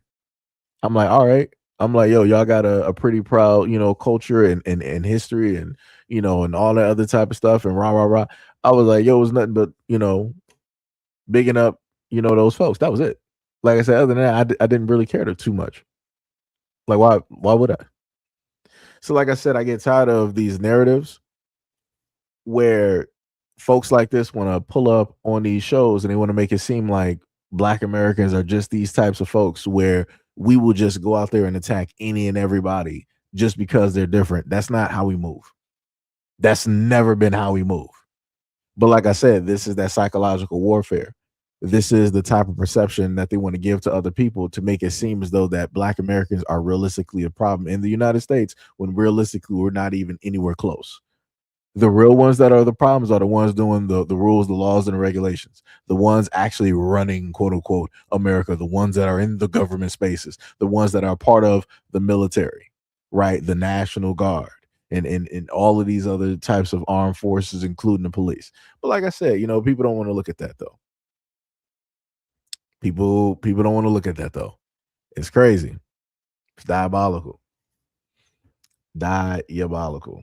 But again, even more diabolical going back to this, where this dude was up here like, yeah, I was there. I was in a black community for 3 years, but I didn't even know it was a black community. Yo, I love the way in which white folks can be the utmost confident and they can say everything with a straight face. And this dude, he said it with a straight face without missing a beat. He was like, yo, confidently, I can tell you that even though I lived in Memphis for 3 years, I did not know that it was majority black. I just didn't know. Where in Memphis was he living? What area in Memphis was he living where all he saw was just white people? Like this needs to be studied. Like, this is crazy. Only in I love it. I love it. Yo, this is that man is a character. That man is a character. Just saying it with a straight face. But like I said, that's how those lies get told. They can just say it with a straight face and everybody believes them. Everybody believes them. That's crazy though. That is some diabolical work. Diabolical work. Let me see. So now we're going to head over to a classic video, right, of tiny violins. Let's take a look at this. I've applied for over 300 jobs. Not a single callback. Nothing. So what I decided to do on Monday is, this is now Tuesday, what I decided to do yesterday was make a fake resume and change my last name to Singh, different email address, different job qualifications, but all in the same line, same everything. And I've gotten 3 emails in 24 hours. Figure that out. Right. So you got this white guy here basically saying that as a white male, it's very tough for him in the United States to get a job. So what he decided to do is that he was going to make a whole nother name, go for the job listings and see what happens. And then he was like, color me surprised. Ha ha ha. When I found out that I was getting hired because I was somebody else versus just being me.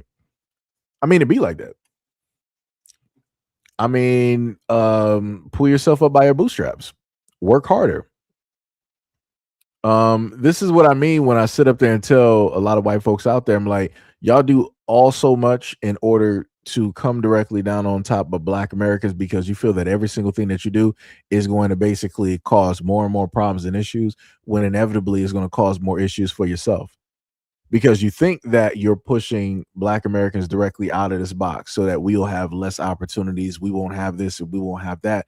But inevitably, you're harming yourselves at the end of the day. And this basically shows it. Like I told people, and I keep repeating this time and time again because I love it so much, because I was happy that I was able to witness it in real time. Hugh Perkins, Fox 2, Detroit, back in the early 2000s, went over the stats where he was talking about that 5% of jobs in the early 2000s were going overseas. They were being outsourced. That was in the early 2000s. Now in 2026, look at where a lot of these jobs are. Even if you wanted to work from home as an American and you wanted to sit up there and be on the phones, right? You wanted to do the help desk, or you wanted to help people when it dealt with banking and all this other type of stuff from home. You can't do that being an American. They're going to give that to Indians. They're going to give it to all of them. Why? Because they can pay them cheaper and they can get more of them to sit up there and work for cheaper, because the American dollar stretches further wherever it is that they currently are. Obviously, they're not in the United States. So this is why they're able to get those folks. Right. So that also means that the security part of the situation is already busted, because you're dealing with other folks that got ulterior motives. And we already know that Indians run a lot of these scams, these scam call centers and whatnot or whatever. But yet these are the same folks that America wants to sit up there and hire when it deals with these jobs, because America doesn't want to hire American people, because they don't want to pay American people their proper worth, their proper money. But the only reason that this is able to happen in America is because white Americans are like, hey, we don't want Black people, number one, and then other people to be able to have a cushion job, to be able to work from home and to be able to afford their bills and to do this, that, and the third. We want to make it harder for them. So even if that means that we can't get these jobs, that's all cool as long as the blacks can't sit up there and do it. And this is what they do. And this is the end result. Because you want to hurt and you want to throw a jab directly at Black Americans, you inevitably end up hurting yourself at the end of the day. So like I said, I'm all for it. Keep doing it. Keep doing it. Keep making these laws, keep making these rules and these regulations, keep tearing up this country, keep throwing the United States directly into debt, keep doing everything that you want to sit up there and do, all to inevitably, throw it on yourself. Because the end result, which is going to be the beautiful part, is that they're not going to be able to point the finger at anybody else but them. Because ain't nobody else going to be to blame. You're not going to be able to look at Black people and be like, oh, this is the reason blacks are the reason that the jobs are going overseas. No, they're not. Blacks are the reason that these corporations are getting these big tax cuts and they're not putting anything back into the United States. Nope. Can't sit up there and blame us on that. Blacks are the reason that a lot of these corporations are leaving the United States and going elsewhere. Nope. Can't sit up there and blame us on that. Blacks are the reason that the groceries and everything else in the housing is going. Nope. Can't sit up there and blame us. Like I said, all the times that y'all wanted to be able to just specifically blame us, blame stuff directly on us. Yeah, y'all been actually, chiseling away directly at that. And inevitably, you're going to be ground zero for every single thing.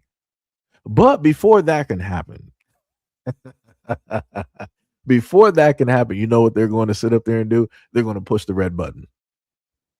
Before blame could actually fully and 100% be placed directly on them as the causation of everything, they're going to press the red button. They'll be like, well, if I can't blame anybody else, I'm not going to take the blame. So you know what? If I go down, everybody goes. That's what they're going to do. They're going to sit up there and press that button real quick. So that now a bigger distraction, a larger distraction, one that you can't, look away from is now, directly in your face. It's crazy work out here. That is some crazy work. That is crazy work. Somebody says something and not Canada. Well, first of all, again, Black American lingo, goofy. Number one. Number two, I don't care if this is Canada or the United States. I don't care. It's still an example of white folks complaining about a situation of which they are the causation of. So maybe you might have missed that one. You're not actually clearly paying attention. But it be like that. Like I said before, I don't care if he is Canadian or not. What is it about? I don't care. I don't care.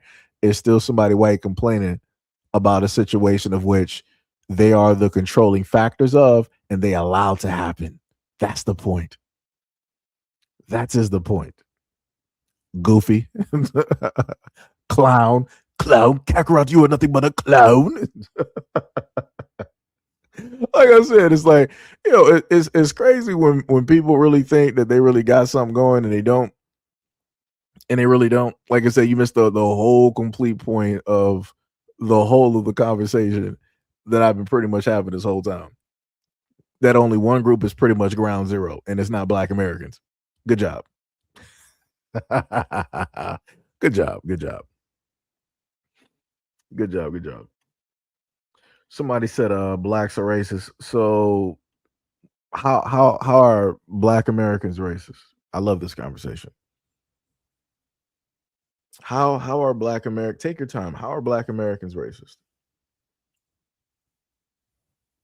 I need you to let me know. Let me know the rules and the laws that we have passed against other groups of people so that you can prove and substantiate your point of Black Americans being racist.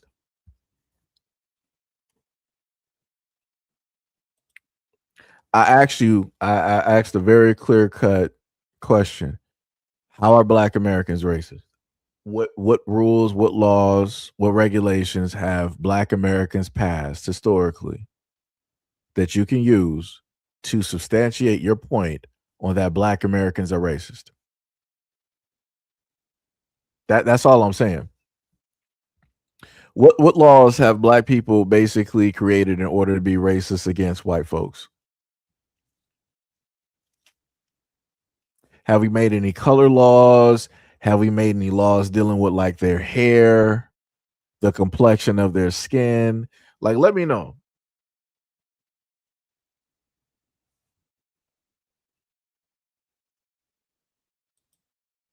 He was like, well, to begin with, blacks don't run the. Okay, so if we don't run the United States, will we deal with the power of being racist?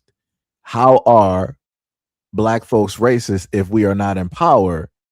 And if we are not in power, how have we done anything racist against other groups of people, meaning laws, rules, regulation, military, police, medical, education, housing, and so on, and even government assistance? Like, like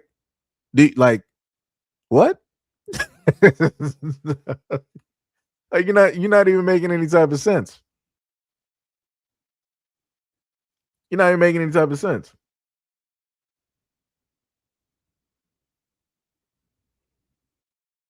Like I said before, I made it very simple. I made it very direct. I made it very simple for anybody to sit up there and understand.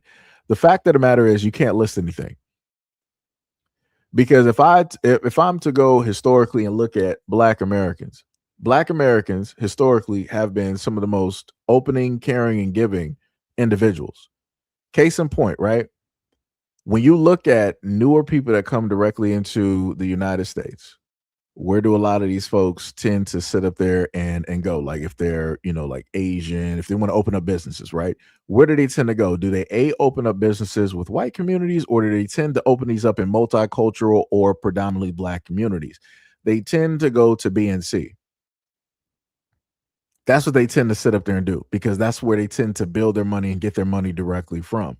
And on top of that, Black Americans, because of the way that we've been treated by society and within these United States historically, we tend to be a lot more caring and understanding and be like, hey, you can have a business here. Hey, we'll patronize, your business. Hey, we'll actually be side by side with you. We'll help you out with certain things and all this other type of stuff. The white community is not doing that. They're making sure their community stays their community. And they're going to make it very difficult for other groups of people to decide to come directly up in there and to start up a business. They're not about that. And like I said, it be like that. I'm not offended by it. They can do whatever it is that they want to sit up there and do in their community. I don't expect them to change, nor do I want them to sit up there and change.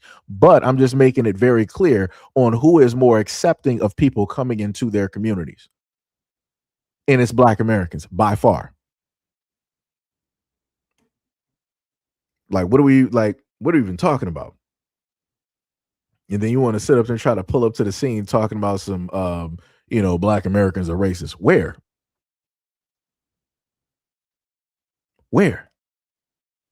Like, Black Americans are the main ones that don't have a racial slur for every other group, but every other group has a racial slur when it deals with Black Americans. Explain that to me. But Black Americans are racist though.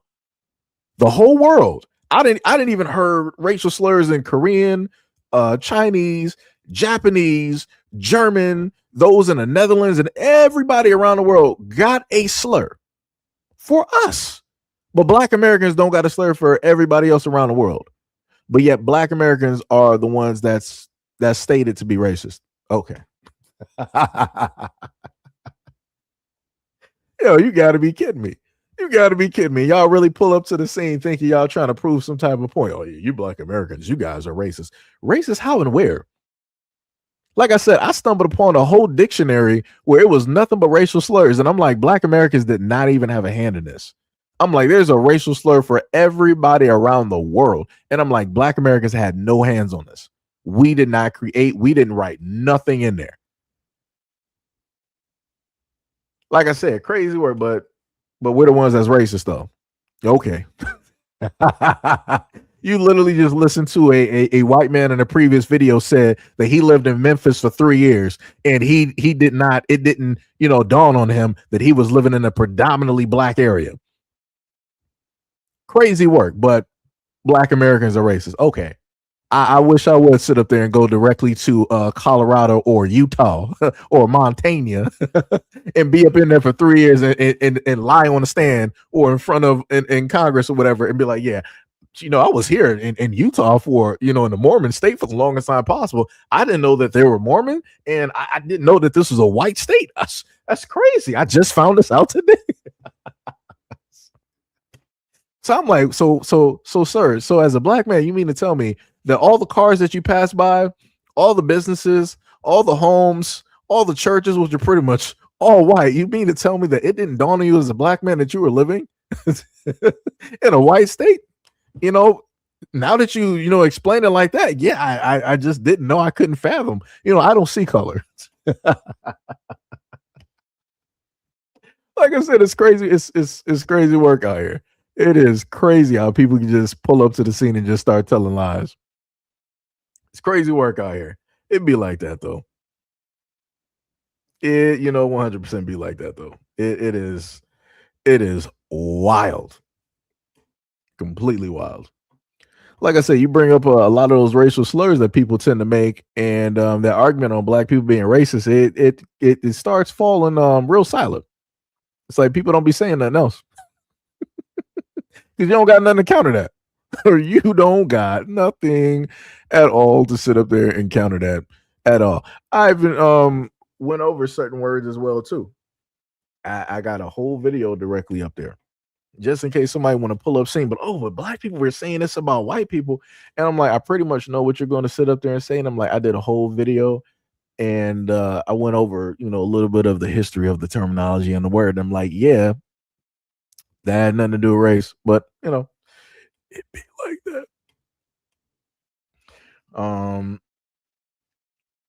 Let me see. Wait, who? Oh, you said, but from what I can see, y'all have issues. You said I'm not American. Of course, you're not American. Of course, your name is looking like real Russian. You over there in Europe. Of course, obviously, we know that you're not American. We can look directly at your tag directly up here. That's that was a no brainer. We know how to read. We know how to read. We pay very good attention to names directly about here. Or better yet, even if it's not directly in the name, we can look at how it is that you decide to type and respond, and we can pretty much tell. So it'd be like that. Right? But yeah, like I said, that's some diabolical work. He was like, I'm not American, right? But yet you're in black American business or American business, right? And you said, but from what I can see, y'all have issues. I'm pretty sure that if I were able to find out who you are, like, family wise, where it is that your people are from, I can pretty much be certain that I can point out some problems and some issues there that you guys have had historically with other groups of people. I can promise you. I can promise you. In order for this not to be the case, you would have to be some random tribe in the Amazon that has been isolated in order for that pretty much to not be the case. But I know that that's not the case, and you live within the modern world. So within living in the modern world, I can look at modern history and automatically know that you have had your issues, or that your people, your representatives have had issues with other people and have drastically caused some problems here or there. So yeah, like I said, it's crazy work. That's some crazy work. What was it? That guy from Texas, correct. That would be the correct terminology. Correct. Somebody said black Russian orphans. Some crazy work. Didn't even know there were black Russian orphans out there. Crazy work. You said the Ottomans and the Turks. Yeah, so y'all got issues directly about there. And those issues are probably still prevalent still to this day, where you guys, or the three of you guys, are not really seeing eye to eye. So it's like, yeah. So let's not let's not sit up there and do this. You got historical issues and issues that still carry on to this day. You need to fixate and worry directly about that, since you are not even American at all, and especially you're not even Black American. So that's a pretty fair point.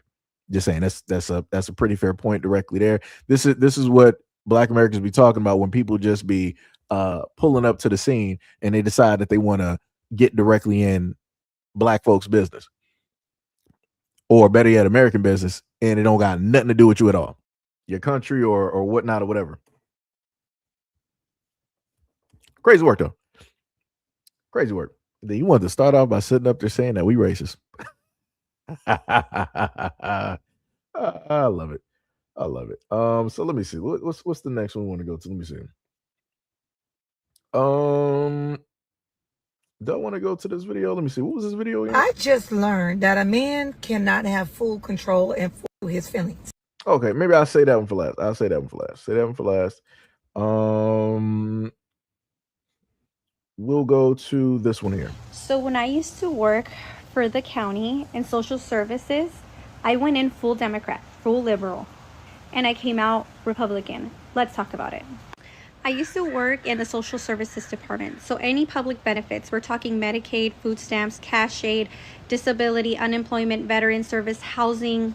I did all the things, intake, applications, case maintenance, you name it. So when somebody who has a social security number like you and I apply for benefits through their social security numbers, I could tell, or any of the workers could tell using the social security number, whether somebody is working, whether somebody has money in their bank, whether they have property, cars, how much money they made that year through their taxes, whether they have additional income. However, here's the loophole. If somebody without a social security number, so somebody who's undocumented, applies for benefits, and they do qualify for benefits, by the way, they qualify for full Medicaid, housing, migrant head start, that's fully paid childcare. Not to mention that if these people have any kids that are U.S. citizens, meaning that they're born here, then they apply for benefits for their kids, and their kids being U.S. citizens qualify for all the benefits, all the services. So if you have an undocumented parent, meaning a parent that does not have a social security number, apply for benefits for their children, there's absolutely no way as a worker I could tell if they're making income, if they have any property, if they did taxes, how much money they made. There's just no way. We're talking $1,200 per kid plus $275 per person cash food stamps. That doesn't include housing, all the other benefits they get. And here in California, they don't even care. They don't even hide it. I used to have women and some men that would come in straight up with their nails did, their hair done, blonde, bleach blonde, Gucci bags, Gucci glasses, driving up on Escalades, chewing gum super loud, saying, "Where's my welfare check?" I used to live in a neighborhood where 70% of the people around me were undocumented, and man, did they live the life. New cars, parties every weekend. Oh yeah, and they also qualify for WIC. I forgot to say that. Meanwhile, us U.S. citizens, we don't qualify for nada, nothing.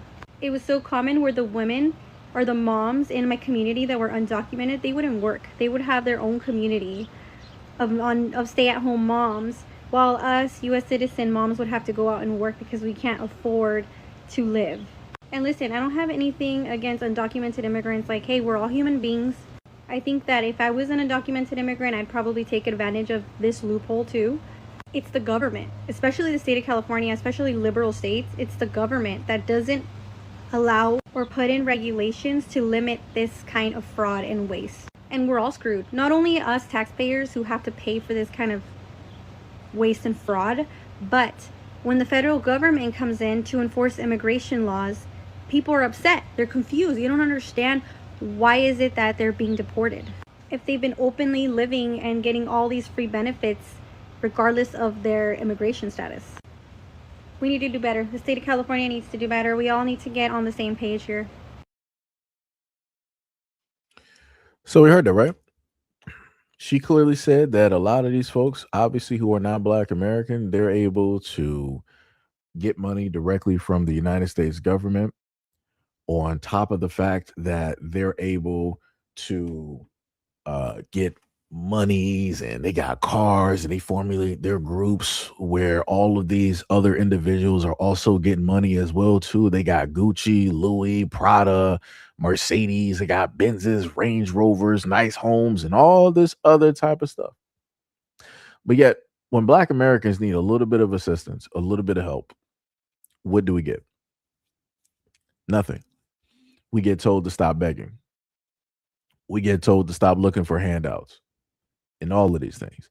And especially from, the Black conservatives, the Black Republicans directly up out there, I figure them in a sense, much like the Boule gatekeepers that are directly out there, where they want to keep Black folks directly in a certain area, right? Because you got to understand, once you have certain segments of the population, the mighty few, right, the mighty minority that are able to make the utmost money off of the situation, the only reason they can make money off of the situation is by keeping Black people mentally in a certain place, because they know that if Black people were to move around and to get directly out of that situation, their career and their platforms and everything that they normally do is done, because there's nothing for them to talk about. They can't talk about Black Americans and do that no more.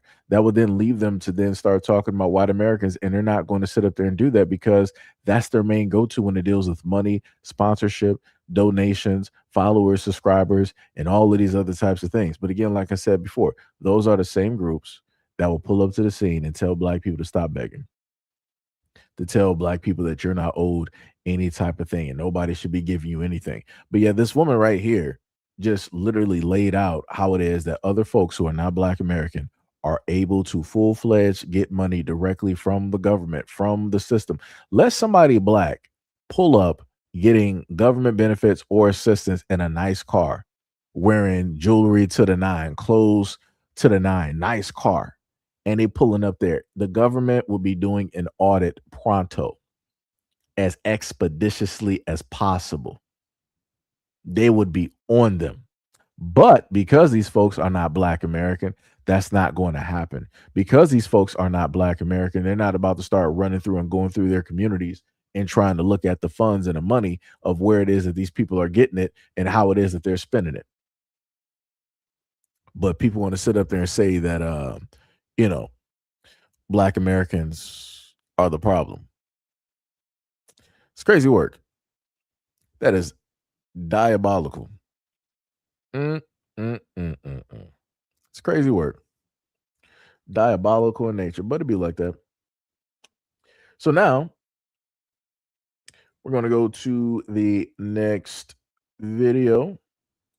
You've been open about the girls do me dirty.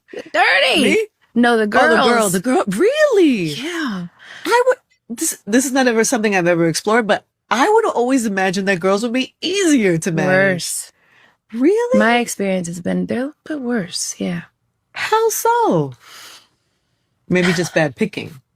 Maybe. Yeah. Maybe it's that. But also, like, girls, they don't really approach me seriously. They approach me like sensually. And I'm like, well, I would want it to be something more serious. Mm-hmm. And I haven't really gotten that approach from many women. They're just like, oh, she's beautiful, she's attractive, or like talking about my body and stuff. So yeah, it's like a sexual thing. Yeah. So maybe they don't take me seriously. But when I think of my next relationship, I've been in a space where I want, because I'm feeling so feminine, like I want the opposite energy, and I'm feeling like a masculine, or maybe it's a masculine woman. Yeah. I'm not sure. I've never really tried that. The women that I've dated are like, have been like sexy too. Yeah, a little bit femme, a little bit more like in the middle, or more femme than masculine. But I also think about like children and just like be thrown against the wall. So I'm so weak, I'm feminine. I'm like just this masculine figure. So in my head, I think it might be a guy. Yeah, that's where you're at right now. Right now, I would think because you have. So this whole conversation, which is completely stupid, she's basically saying that she's a woman and she basically wants a man, but instead of wanting a man, she wants to be with a woman that's reflective of a man. All you have to do is just get a guy. That's all you have to do. I don't understand how people make this so difficult. I don't understand. And then she listed the whole thing of being thrown against the wall. I've never seen women read a book like a Zane or something where it's a woman that is in a sense as they like to say masculine presenting, throwing another woman that is just acting as a woman like against the wall and just taking advantage. I've never seen women read books like that. It's always been a guy that is like, Herculean 6 foot something, and the woman is like the size of like a pinky or something. He's just like throwing her against the wall and they're just like going to town and stuff. Like, this is just, I don't understand why people make stuff so difficult. And then the craziest part is looking at the host. She was up there like, maybe you're just bad at picking women. I've never heard somebody sit up there and tell a woman that she's bad at picking women. I've never heard that. I just feel like she said that just to sit up there and say it, because I've never, out of history of humanity, I've never heard a woman say that to another woman. That's like, yeah, you're just bad at picking female friends. I've never, ever in life heard a woman say that. Never. Never. And then you sit up and saying that a woman is bad at picking other women. Huh? How does that work? Women know women. So how could she fail? That doesn't make any type of sense. If you were talking about a guy, I understand, because guys are not women. Guys are not women. We got to figure stuff out. We got to try to assess the situation. We got to pay attention. There's a lot of mathematics that are involved. Like you pretty much got to know physics, astronomy, and trigonometry, in order to get, the best concept, or to, really think you got a sense of figuring out women. And even then you still don't know. So it's like, it's a little bit weird for me being a guy looking at a woman, tell another woman that maybe she's just bad at picking women. That's crazy. I ain't never in my life. All you have to do is just find a guy. Like I said, there's nothing. Let me go back to this woman. There's nothing. I don't even know what the rest of her looks like. I'm looking directly at her face. I can tell you she barely has on makeup. She looks nice. There ain't nothing wrong with her. For her to sit up here and say that, for whatever reason, she just can't find that guy, that's a you problem, sweetheart. You are specifically looking for your ideal. You're looking for an imaginary version of a guy that you built in your mind. No man on this planet is going to be able to fit that. But when it deals with women, notice how she doesn't have this fixation, this imaginary type of perfect woman that is supposed to slot herself into this vision. She's just like, yo, as long as you're a woman and you like women and you look nice, you're for me. That's how that works. It's like anybody can get it. But if you're a guy, nah. It's like you got to be above Jesus to slide into into that whole mode. That's impossible. Like I said, this is further proof on how a lot of women basically cut themselves out of potential suitors and partners when it deals with men, because women do it to themselves. It's not the whole thing where women want to sit up there and say, oh, it's the guys, and they don't know how to treat women. They don't know how to talk. They don't know how to introduce. They don't know how to carry a conversation. No. It's because women initially have a pre-written thing in their mind, a script on how it is that a guy is supposed to move, how he's supposed to act, how he's supposed to look, how he's supposed to talk, how he's supposed to pronunciate, how much money he's supposed to make, how his body is supposed to look, what type of resources he's supposed to have, what type of job, what type of edge. They have a pre-written script. And if you don't follow none of that script, you're getting thrown out. You're getting thrown out. And then not to mention that when you go online, every single time you see a video online and women are talking about men, they say that 95 to 98% of men are ugly. So there's that too. So the reason why a lot of women cannot find a man directly out there is not because of men, it's because of them. That's all I'm saying. That's all I'm saying. Like, yo, that is crazy. That is crazy. Crazy. But let's continue. So I just learned that a man cannot have full control and full access to his feelings. So what was explained to me is, let's say someone broke in a house, right? And everyone is afraid. Everyone is fearful, right? But only the woman is allowed to be scared, because he then has to get up and protect his family. if they are arguing, he has to console her. And he can't be consoled because she's the woman. The man can express what he feels because her feelings are supposed to be far greater than his. And I never really thought about it that way. He says, if they lose the child, everyone consoles the mother. No one consoles the father. If they lose a loved one, even though it could be his family, they always console her. How you holding up? How you doing this for him? I was like, is it really like that? See, this is why I don't like that saying, happy wife, happy life. Because it, to me, it really, even listening to that conversation, it is literally saying, you as a man have to put your feelings on the back burner, because the only way that your marriage or your relationship is going to be happy is if the woman is happy. Therefore, you're not allowed to think, feel, react. Like you become a robot in this relationship because only one person is important. Y'all listen. I don't want somebody that operates the way I want him to. I don't want somebody that's not allowed to think and feel, be vulnerable, react. Like, I don't want that. Why would anybody want that out of a person? Y'all, is that really how y'all feel? Y'all could tell me the truth. Is that how y'all feel in your relationship? Y'all feel less than? I want to know. And then for those that do feel like that and feel like you have no voice and no say so and that you are not important, why are you still there? Why? Why would you put your own peace and your happiness aside? Y'all, I have questions. Right. So we heard that, right? Everything that she stated is true. When it deals with men going through anything, right? Just make it to a bigger example. The world does not care. If men die, the world really, in a sense, doesn't. I mean, unless you're like a celebrity, right? Like when Michael Jackson died, like technically, for instance, I feel like for about a few seconds, the world literally stopped. Right. When that happened, it was like people all over the planet were actually mourning.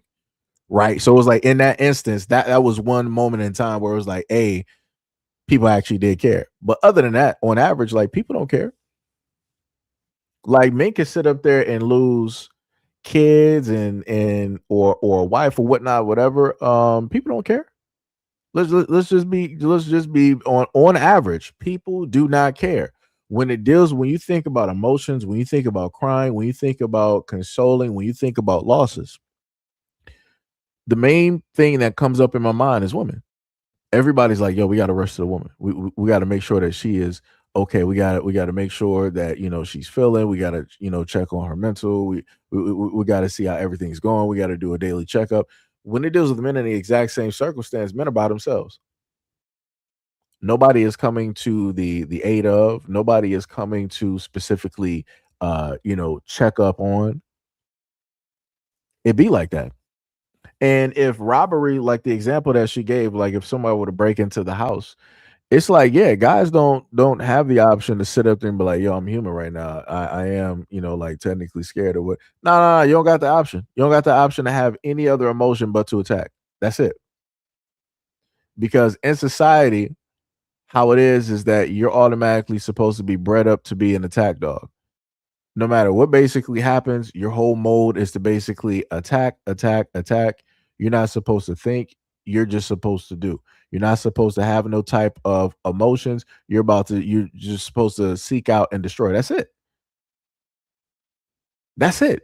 Even if you, beyond what this woman is basically stating, if you listen to women on other platforms, they'll say the exact same thing. It was like, I want my man to just sit up there and do. I want him to think about it. If I tell him to do something, he better sit up there and do it. It don't matter if it's about money, if it's about, protecting, if it's about fixing something, he better just sit up there and do it. Like I said, she's saying that women don't want a robot, but when you listen to women, everyday women on social media, they'll sit up there and say like, yeah, we want a robot. If I tell a man to do this, I expect him to do this. If I tell you to take out the garbage, I expect you to take out the garbage when I tell you to take out the garbage. Right? So like I said before, it's crazy when people want to sit up there and say like, "Hey, that's not really what women want." It's like, nah. Like I said, and if okay, so let me just make it like an even thing, a balanced thing, right? If we got two sides to women, where you got women sitting up here saying that, okay, this is not what we want, and then you got the other side of women saying, yes, this is what we want. As a man, I'm going to sit up there and tell y'all this: y'all are giving mixed messages. That's what a mixed message looks like. Where you got women over here saying one thing and then women over here saying another thing, and then in the middle, men have to basically try to figure out and decipher some stuff. And then no matter how we try to figure it out, no matter how we try to write it down, note it, and jot it, we go through this and then we still end up being wrong. Yeah, nah. Like I said, it's crazy. That is diabolical. That is 100% crazy. Like, man, 100%. But yeah, be like that. It's a lonely world out there for guys. And the main thing with, especially me, I've tried to tell a lot of women out here, I'm like, don't ever try to wish to be a guy, and don't try to emulate. Because the walk of life when it deals with being a man is a very difficult, and it's full of a lot of hardships.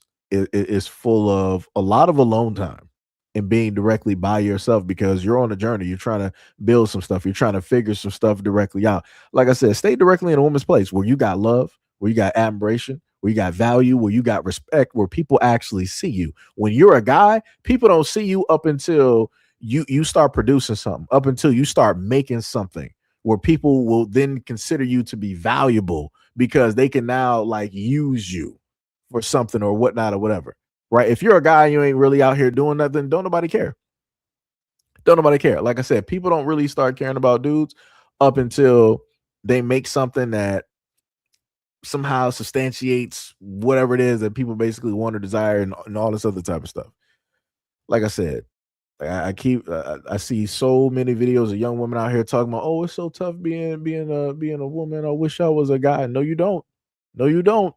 No, you do not. The consistent battles that men have to do with other men, and growing up, the loss of life that basically takes place and happen. No, you don't. This is not what you want. This is not what you want. Like I said, people always think the grass is green on the other side, and it's not. I've never in my life sat up there and said, like, man, it is so tough out here being a man. I really wish I was a woman. No, I don't. So, I'm good. No. Nope. Can bring me back to be a man 1,000 times and I'll be just that. I ain't trying to be nothing else. I ain't trying to do nothing else. Like I said, I'm good exactly where it is that I am. This is what I was made for. Like I said, it's crazy work out here. Crazy work. But now we're going to sit up here and fly directly into another video. And this is I'll probably have a standalone video of this as well too. Because this video by itself, I was quite nerve wrack. Is it nerving? Whatever. It just got on my nerves, but you'll see why.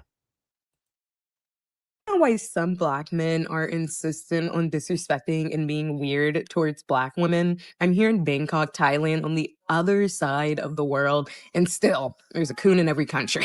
I just had the most bizarre encounter with this diva over a photo op, like overtaking a picture in front of the giant Buddha, very iconic landmark. I'm over here waiting like over 5 minutes for like these Europeans and then this black guy and his white friend to take photos. And they see I'm standing here, and I've had no issues like taking photos or people offering to take photos of me while I've been in here in Thailand. I noticed the girlies, we have a really good system. Like, I take a photo, I'm going to step back so you can take a photo and I can look at my photos and see what I want to do differently. Shouldn't be this complicated, but it is. And I'm never really this serious to get a photo. Like, I have my tripod out, I pull out the remote, and I just snap one, two. That's it, right? These guys were taking a very long time. One of the European dudes was getting upset with his friend. Like, it was just very serious for them. But I realized, like, they see me standing here and they're not going to make any room or space for me. So I'm just going to have to take it. So once both groups, got the European guy and black guy and his friend, once both groups were evaluating the photos that their friends have took of them, I sneak in with my tripod and start clicking away, right? That's when the black guy turns around. He's like, yeah, bro, just fix this, do that, and we'll try again. So he starts to walk back in the frame. Clearly, I'm standing here and I have not gotten his photos. The European guys have not gotten their photos, vice versa. But all of a sudden, you walk right in front of my frame. I politely say, hey, excuse me, do you mind if I just quickly take some photos? Like, I'm quick. I'm very quick. I don't want to be here that long. You guys seem like you really need to have the space. So I'm just in and out. And he literally looked at me like I asked him for like his social security number or something, like looked like I'm like trying to rob him. He gives me the nastiest look and then takes like 3 giant steps back with his long, skinny legs. And then he looks at the white boy that he's with. The white boy goes, and then he's like, nah, F this. And walks right into my frame again, but literally stands next to me and then like poses right in front of me and just stands there, and his friends taking photos of him, and I'm just start clicking because I'm like, ain't no way this is happening right now. But I don't move because I'm like, I just want to take a photo, but now you're trying to push me out of the space, and that's not going to happen. But anyway, he takes his photo and then he walks back out the frame. The European guys are like, no, take your time, do what you need to do.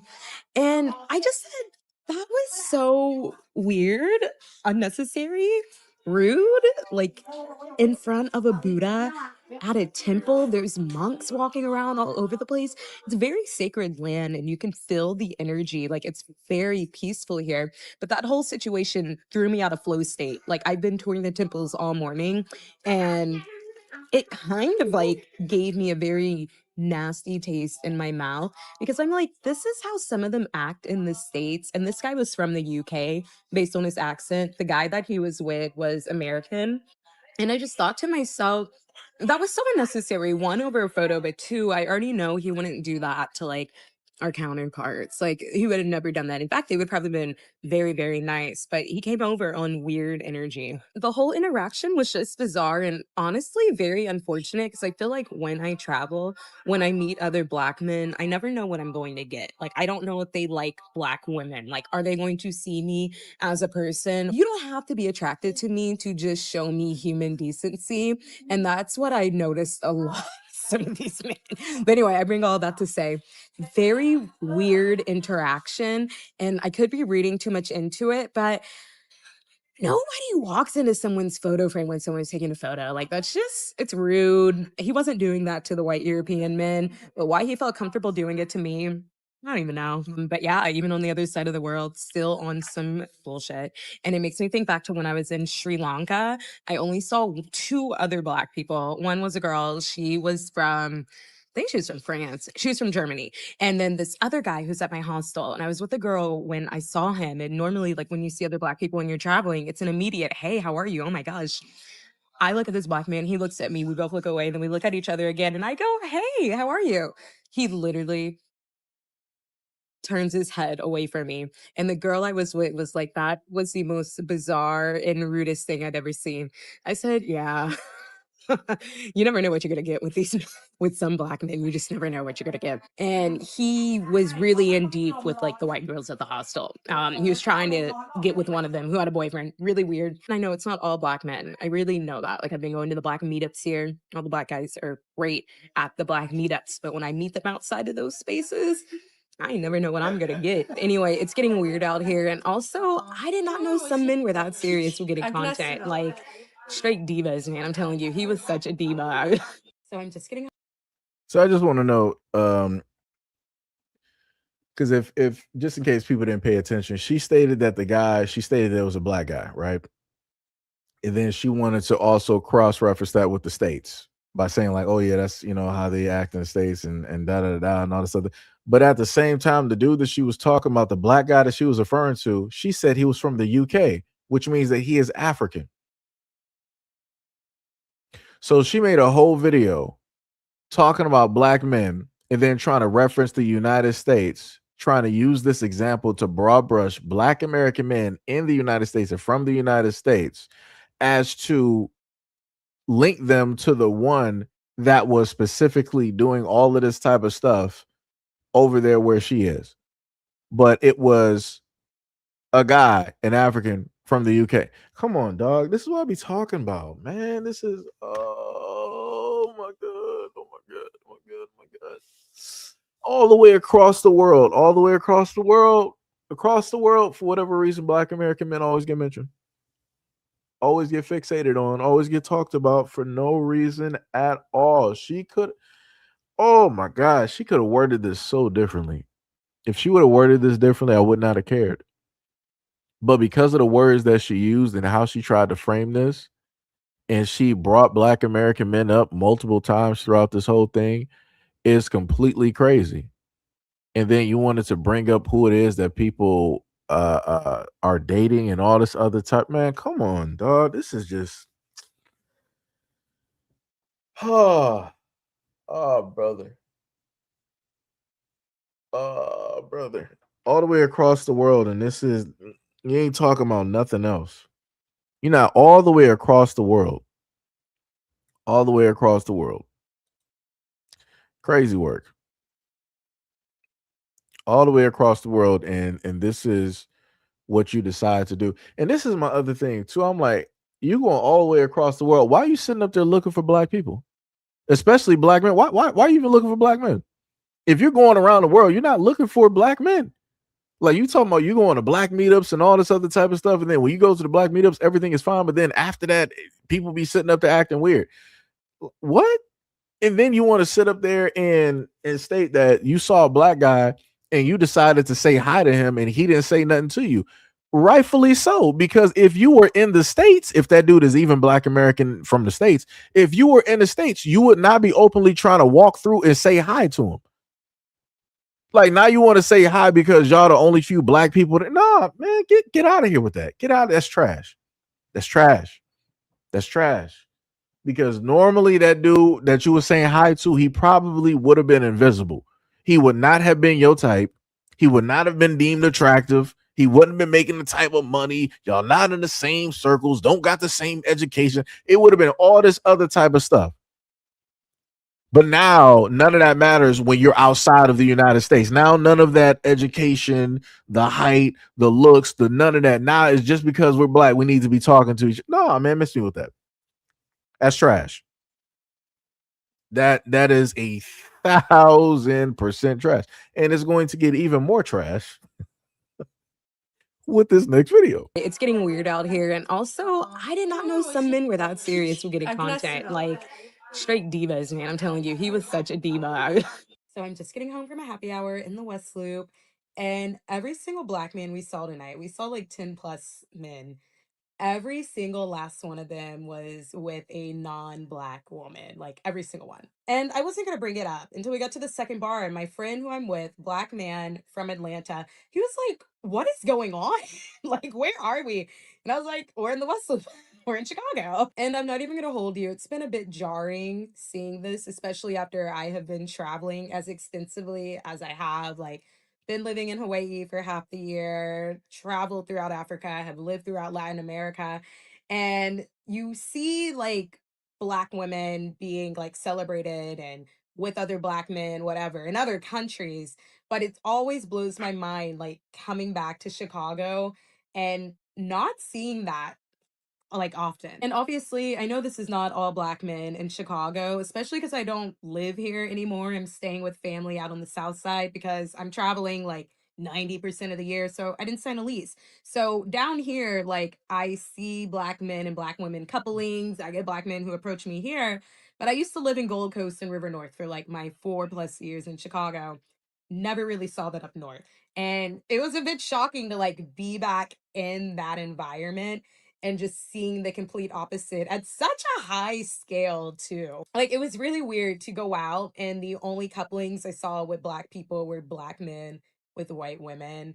All the Black women were literally out with the girls by themselves and baddies, like straight tens. And I was just like, I feel like I'm back in Oklahoma. But I don't know, tonight it just felt really weird. Like I've grown up in environments like Oklahoma is very much weird down there. Like the Black men down there, most of them are not checking for Black women.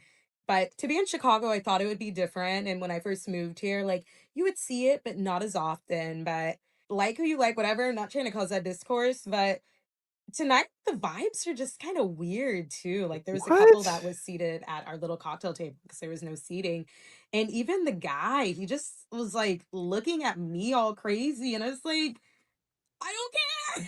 Like, please stop looking at me. Like, I love that you don't like Black women. I love that for you. But it's like the stares you get as well. Like, I don't know. Again, I know it's not all Chicago, and I also know the discourse you see online is not a reflection of all real life. But it is always so bizarre to like walk into spaces and you just see that like every single Black man we saw tonight. Like, I was just like, where Like, did she not just sit up there and say that it feels like she was back in Oklahoma? Ma'am, you were literally in a white state. You probably lived there for quite some time because you said that you travel and do all of this other type of stuff, which means that you're educated, you got money, and all this other type of stuff. This is why you're traveling and whatnot or whatever. And you sitting up here, for whatever reason, you're fixated. For whatever reason around the world, you're not mentioning the quote unquote Black women that are with men of other races. You're not focused on that because that's not on your radar because you don't care because you're like, hey, they're living their best life. They're out there getting the bag. They're with whoever loves them and all this other type of stuff. It's all fine and dandy. But the moment of time, you're like, I'm in Chicago and I see Black men that are just all paired up with white women. But you're not being honest about one thing. All of those Black men that you're looking at, you wouldn't even deem them to be attractive. You wouldn't even give them the time of day. They're not even your type. So I'm highly confused when this conversation happens, how it is that women like her never bring up the attractive factor, the money factor, the education factor, the living arrangement factor, everything. They don't bring up none of this stuff. All they sit up there and say this, oh, it's obvious that Black men are not interested and don't love Black women. What? Brother, how do we do this? How do we do this? And then she was like, oh, I'm not trying to shame anybody. I'm not trying to cause a discourse. Yes, you are. And then on top of that, you said that you were having a conversation with a friend with a guy who was from Atlanta. And y'all were having a conversation about how Black men are paired up with white women. Okay. All right. Yeah. Okay. And then on top of that, you were like, yeah, every single Black woman you saw up there, she was a 10. She was a 10. She was a 10. Okay. So you can always see the attractive Black women, right? But when it's the reverse, you never see the normal Black men. But the only time that you see the normal Black men is when they're highlighted, quote unquote, and when they're with white women.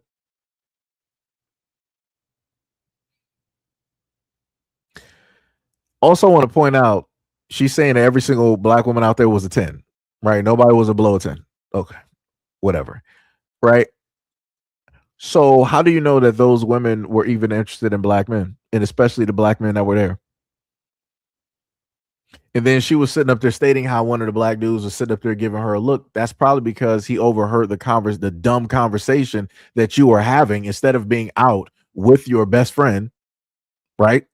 Your male best friend. Instead of you being out with your male best friend and just enjoying just being out together, y'all were probably having a loud conversation enough that people can happen to hear within earshot of you basically complaining about how it is of like, oh, all I sit up there see is Black men with white women and da da da da and all this other type of, man, dog, this is so tiring, dog. This is just so tiring. You talking about you well traveled, you educated, and all this other type of stuff, and this is the conversation that you're having. You're in two different places. In one place, you're around the world. In the next place, you're in the United States. In both instances, these videos, you decided to make it about Black American men. But the one where you were out of state, it had nothing to do with the Black American man. But you still slotted us directly in there and made us the problem. Oh my God. You can't make this stuff up. You cannot make this stuff up, man. You just, it's impossible. It's impossible. It is just impossible. Like somehow, some way, it's like, yo, you're just going to catch the blame. You're just going to sit up there and catch the blame for something for no reason. And I want to know, at no point in time in any one of her videos did she state that she was interested in any of those guys. I just want to note that. So it's like you could spot who these guys are dating, and that's irritating you. to the point where you decided to make these minute-long videos about it and specifically make this the conversation point. But at no point did she ever say that any of those dudes that she was interested or attracted to.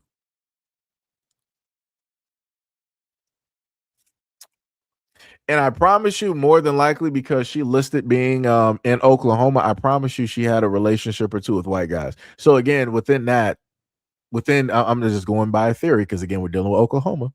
We're dealing with Oklahoma, right?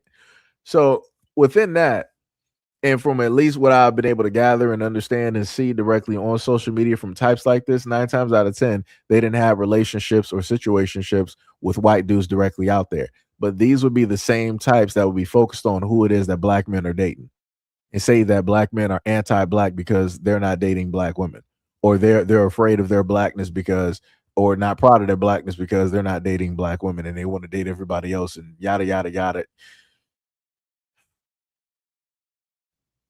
It's tiring. It's tiring. It's very much time. Like for me, I don't really care. Like I can sit up there and be honest. Like at one point in time when I was younger, I did sit up there and care because I'm like, yo, I should technically see the reflection of me, you know, with that person. But that was because I was interested in that person. But then as you grow up, you realize it was like, hey, if people want to date whoever it is that they want to date, that's within their right to sit up there and do that. You don't have a control. You don't have a say so or on who it is that somebody's dating just because they're from your community, right? That's the realization that I grew up and it ended up, you know, understanding, or better yet, that's the understanding that I came down to as growing up, right? But it's like I'm listening to this nonsense here, and I'm listening to grown women, and I'm like, how are you this grown and you still have this type of attitude as if you got some type of control or say so on who it is that black men are specifically dating? I, as a black man, know that I don't have control over black women. But yet, even with that, I always see 9 times out of 10 women who are like this, who have dated men of other cultures, always want to be on the topic of who it is that black men are dating and then want to shame black men for doing the exact same things that they're doing. And I'm just baffled and confused. Like I still to this day, I just do not understand it, because it seems as if it is a type of unhealthy obsession, right? And better yet, I'll land it directly on this last video here, right? Thought that black women and white men made so much more sense in terms of coupling than white women and black men. And I don't like to have thoughts like this go unexplored or unresearched. So I put in the time to see why I kind of always had this double standard, like since I was a child and just able to fathom race in America. I want to preface that this is very, very specific to American culture, and that race consciousness is inseparable from our daily life. And I understand that this is a discriminatory double standard. I do come from a biracial family, a mixed race family, and the majority of our family couplings that are biracial, it's a black woman and white man. Let me just freeze it right there. Let me just freeze that right there. Let me just let that just bake. I just want that to bake real quick. She said the majority of the coupling in her family are black women with white men.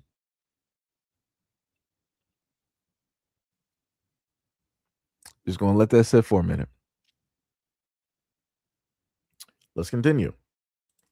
But I wanted to get into the thinking behind this. We're stripping away from all romance. I'm not discrediting or dehumanizing anybody. It's a very provocative theory that I'm arguing that black women, white men pairing is more of a power couple and structurally sound than the inverse of black men, white woman. But we're going to take a look on the logic of American upward mobility, which I feel was really what I have always believed since I was a child. And I've always had this reasoning for it.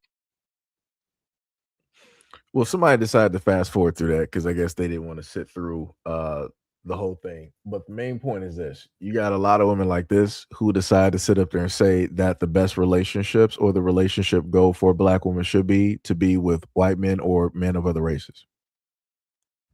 So when I happen to basically speak and I say that there's tons of content out here where you have women like this who will sit up there and say that black women don't need black men and that black men are not needed. Black men are not relationship goals or marriage goals or all this. It's basically men of other races. This is exactly what I'm talking about. There's so and you don't really hear a lot of people bringing it up or talking about it. There's a lot of content directly out here where women like this, they got the face and the hair and everything of the sort, right? Look nice, look pretty. And they're the main ones regurgitating this exact same thing. But because she looks like this, it's palatable. People are accepting of it. There's not going to be a type of pushback. More women are going to go directly to it because of how she looks. It'll be like, oh well, she's a great looking woman. She's beautiful. And obviously if black men are not attracted to her, then this is when you got women out here that'll internalize. They'll be like, well, if black men aren't attracted to her, then that means that they're not attracted to me, either, because we're both black women and da da da and all this other stuff. This is where we start getting the problems. Because far too many times you got women out here that want to internalize what it is that one woman is speaking on or saying, and they want to basically internalize it, and then basically for it to mean that that's all black women. That's representative of all black women in their situations, their relationships, and all this other type of stuff, and it's not. But this is also the same case where people want to sit up there and say believe all women, right? Because at no point in time should you try to critique or discredit, right, or have a conversation about what it is that a woman is basically saying, specifically, especially if it's a black woman, because if she says it, it's 1,000% truth, and there's no reason for you to look anywhere else. So, like I said, for me, and I've stated this throughout a variety of live streams, a variety of videos, for me, I don't really care who it is that people date. Now, if something happens, hey, that's on you. that's directly. I don't got nothing to sit up and tell you. That is directly on you. Like I said, maybe in the past I would have a lot to sit up there and say. I would have a lot to, but now I'm a little bit more relaxed. I don't even really care. It's whatever. We fall down. There's no get up. It's just we fall down. It just it just be like that. It's like, hey, once you're down, you're down. It's be like that because people don't happen to learn lessons. Right. But like I said, I don't know what to sit up and tell people, man. I do not know what to sit up there and tell people. But like I said, I'm pretty sure because I did try to go and look and try to find a video without the fast forward. And I could not for the life of me actually find that video. And I went through a page and I tried to find a video. Could not specifically find it. Maybe I was blind. Maybe it was just too many of the videos that roughly almost look the same. I'm not sure. But before the live stream, I did try to actually find the video so we can actually sit through and directly listen to it. If I happen to do a single form video directly of it, I'll just go back through and try to slow it down so that and then put some text directly to it so that we can clearly interpret what it is that she's saying versus having somebody fast forward all the way directly through, which for me was stupid. Like I said, this whole thing is stupid on both angles. It is just it's 1,000% stupid on both angles because I'm like, yeah, at the end of the day, if you are fine with dating people of other races, all right, cool, just be directly over there. You don't got to speak nothing about the black community. The same way that people who are in interracial relationships who say that they're happy, who really aren't, and they want to speak on the black community, that's how I feel about black conservatives. Black conservatives say that they're happy directly being on with the Republicans and being conservative and everything it's a gravy train directly over there. But for whatever reason, they still come directly back and start fixating and focusing on the black community. I'm like, y'all weird. All of y'all are weird. It makes no sense. Y'all say that y'all always happy where it is that y'all are, but it brings you right back to the black community and talking about the black community. For what? For what? Yo, this is just, man. I don't know. And like I said, the whole argument where you got women up here talking about, because it was the other woman I brought to y'all before where she was sitting up here talking about black women are better off being with white men. I'm like, okay. I'm not exactly sure where these stats are coming directly from because there's a lot of white dudes out here that are multimillionaires and billionaires. And all of them are not trying to sit up there and run up through the black community and just snatch up black women. They're not doing that. They're primarily dealing within house. So they're dealing with women that are reflective of their mother, reflective of the women of their family, and making sure that that money stays directly within their community, because they know at the end of the day that that woman is going to go right back and she's going to marry another white guy, or those kids are going to marry somebody else that is white, therefore keeping that money directly within that community. But like I said, I don't know. Like I said, this whole thing is just it's just tiring, dude. It's tiring. It's very, very tiring. Very, very tiring. What was it? I think yo, Ben, what is up? You said am I surprised? Nah, I'm not surprised. I'm never, surprised, just tiring. Like I said, I've cooled down from yesteryear. It's like I'm like I told you before, I'm working on consistently being a better person, every single day.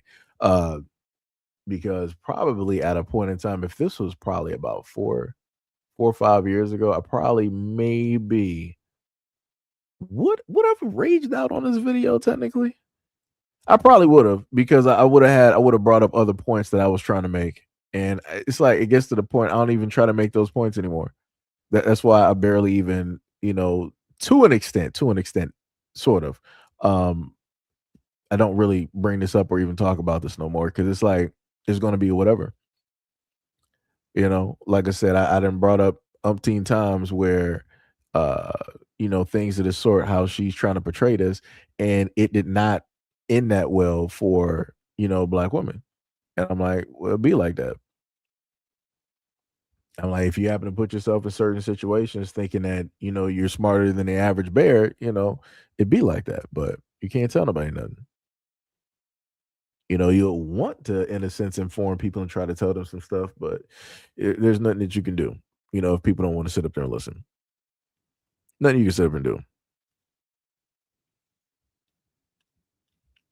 Wait, what did Tippy say? Tippy said, if black women dating white men, black women should get treated like queens, be submissive, and cook and clean for Brad. But it's not like that at all.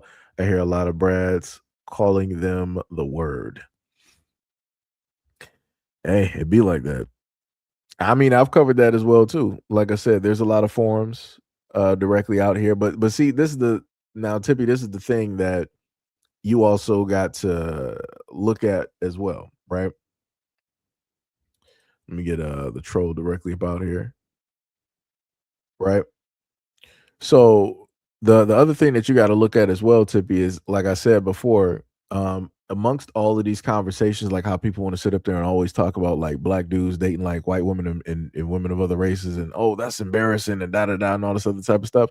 The real embarrassing factor is going on a lot of these forums and looking at black women, again, educated, businesses, all this other type of stuff. They're on these forums on these varying websites where it's black women for white men only. Or what's the name? Or as they like to call it, black women for BWC. Black women for slave play or race play, right? Black women for age play. Like I said, there's a lot of different things directly out there. And it's black women out there seeking this type of stuff out. So for me, I can't really get too surprised. I'm not really, quote unquote, taken aback when I hear a black woman sit up there and talk about like, oh, I was called, in my relationship a racial slur. I mean, you did that to yourself. I mean, I see y'all directly on these forums. I see y'all making these threads. I see y'all amping this up. Like I said, that's why I brought up the whole video with Chud the builder. Let me see if I can go to the comment section real quick for that video, because the craziest thing, right, is that I had somebody, they got mad at me because they were up there like, yo, it's crazy how you're trying to throw this directly on black women and rah rah rah and all this other type of stuff. Let me see if I can get that person's comment real quick. Let me see if I can If I can find them. I wonder if they actually deleted it. I gotta go to the background. Let me see. Somebody said Jason Whitlock just made a post about Chud the Builder. Yeah, of course. I'm not too surprised. I'm not too surprised. I'm not too surprised. I'm trying to sit up there and see if I can get the comment. Then I had another woman up in there trying to say that black men are at fault for how Chud the Builder is moving. I'm like, no, we're not. It's like, yes, now y'all just talking crazy and weird. I'm like, yeah, that don't got nothing to do with us. That don't got nothing to do with us at all. Let me see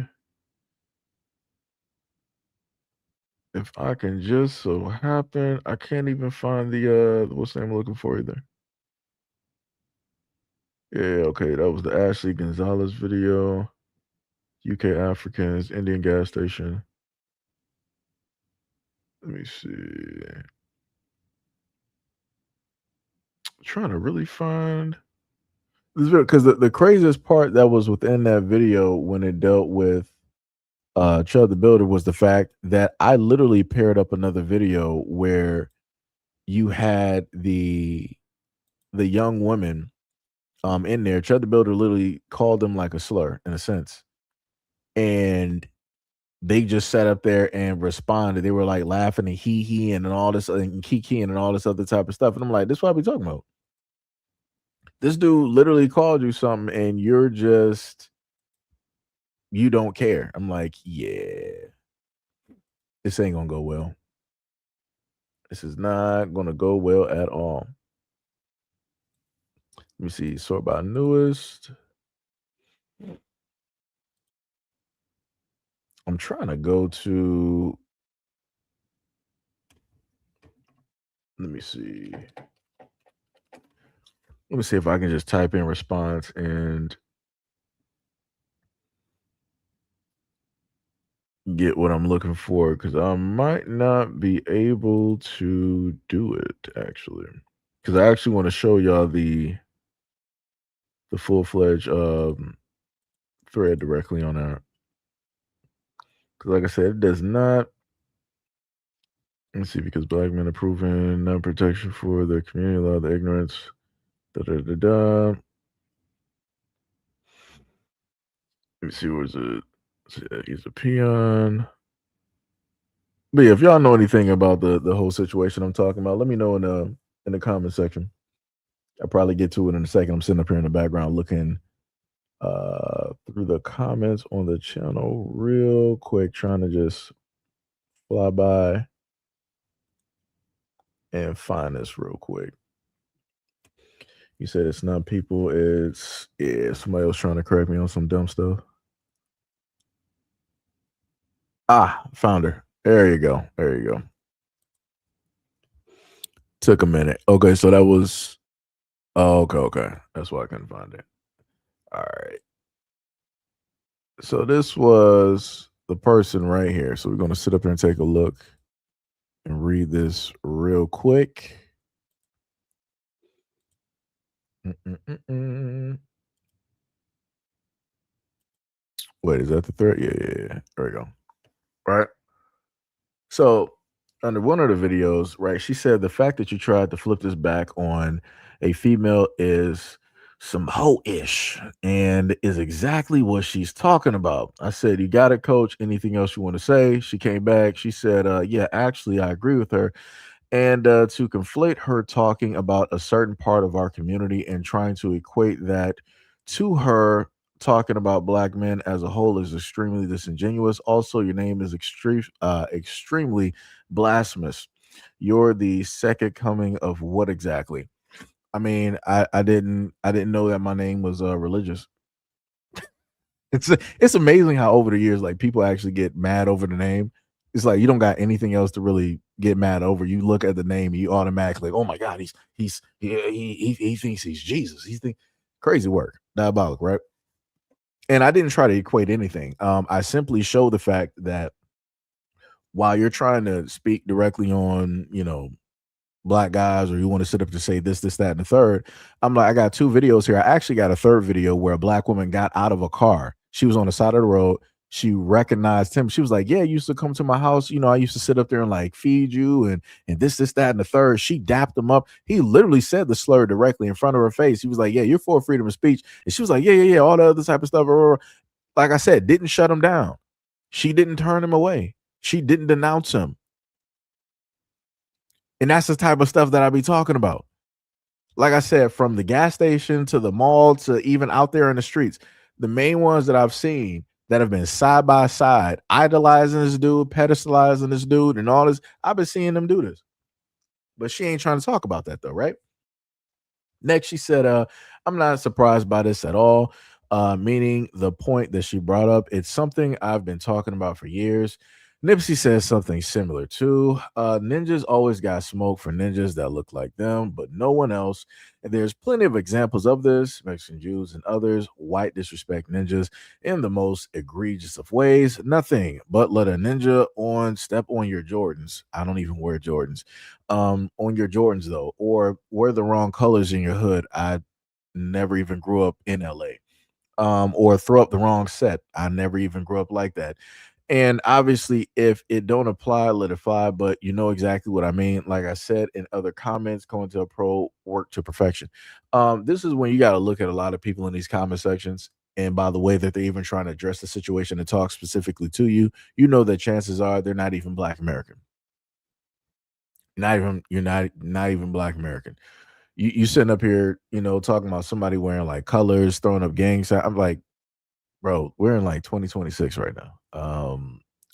I'm not sure what movies you're reflecting on from like the 2000s and 90s and the 80s and whatnot, but that's realistically, technically, that's not exactly where we're at. You talking about some whole things like stepping on Jordans. That's old. And like I said, for me, because you wanted to preface that towards me, I've never owned a pair of Jordans. I've never grown up in an area, and this is coming from me, born and raised in Detroit. Never grown up in an area where it was like, hey, people throwing up gang signs. Hey, people, wearing colors. Hey, you step on my shoes, you about to sit up there and die tonight. Never grew up like that. Never grew up like that. So again, these examples are falling directly on deaf ears because they sound completely stupid to me. And again, it sounds very stereotypical.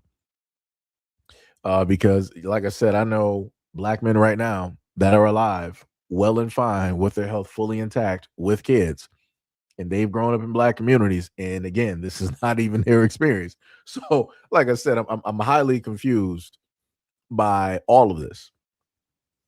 And the main point that I brought up earlier as well is the same thing that I said. I'm like, the weirdest part to me when it deals with the whole thing of Chud the Builder is how it is that people want to make this blanketed statement when it deals with Black men in general. And the main thing I specifically stated is that, this dude is rolling up into places where he knows that the police are automatically going to be there and respond, that he knows that there is a police presence, that he knows that if he needs to call 911, that they're going to automatically get there. He's going to be in areas that are multicultural, where it has everybody there. He's not going to the side of the way where the police don't even want to go. He's not going to those areas because everything that he got on him is not going to protect him. It's not going to protect him. Like I said, he's smart in where it is that he specifically goes. He's smart in the types of Black guys that he decides to go out there and antagonize, because there's areas that he can go to that he knows that if he wants a certain type of energy, he'll get it. But the problem is he going to survive? To sit up there and live to tell and to make that content and to be that martyr that he wants to be. Is he going to be able to do that? No, he won't. No, he won't. You got areas out there where dudes are literally sitting up there popping off at the police. If they sitting up there popping off at the police and the police don't even want to go there, and it's their job to deal with these situations, if the police don't want to sit up there and go there, what makes you think that Chud the Builder is going to go there? He ain't about to do it. He ain't going to sit up here and do it. He is not going to sit up there and do it. Like I said, he specifically chooses to deal with guys that he knows that A, they know that they got something to lose. They not really trying to lose it. They're not trying to get, a record. They're not trying to end up in jail and prison. So those are the guys that I'm specifically going to mess with. I'm not going to mess with the dudes that's already been in prison, that's looking for a reason to go back to prison and jail. I'm not going to look and try to antagonize the dudes that already got 4 to 5 different bodies. I'm not going to go to the areas where the police and the government don't even want to go. I'm not going to go to those areas. Why am I going to risk my life on that? No. I'm going to go to these easy areas where I know that people actually care about their lives and their situations and they actually got something to lose. I'm going to go antagonize them because they got more to lose. And I know that my life is safe being around them versus being around the others. Like I said, that's crazy. That is diabolical. That is 100% diabolical.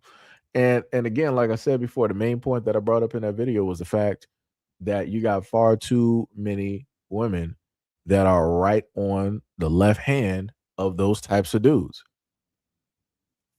They are completely fine with sitting up there, chatting it up, talking directly with these dudes, conversing, getting socials and all this other type of stuff, being directly in the video. And I'm like, who's raising these girls out here? Who's raising them? And you want to sit up and get mad at them like, oh yeah, that's some bullshit. You trying to sit up there and flip this directly back on women. Who else am I supposed to point this towards? Because those young women and women in general are flocking directly to this dude when they should really be disgusted. And even he sat up there and said on his own stream, he was like, yeah, black women, yeah, they mess with me. Yeah, they love me. They support me. He said that. So I guess within in Joe the Builder sitting up there saying that, I guess that's Black Americans' man's fault too, that black women support him too, right? Come on. Like, that's crazy. That is diabolical. That is 100% diabolical, but it'd be like that.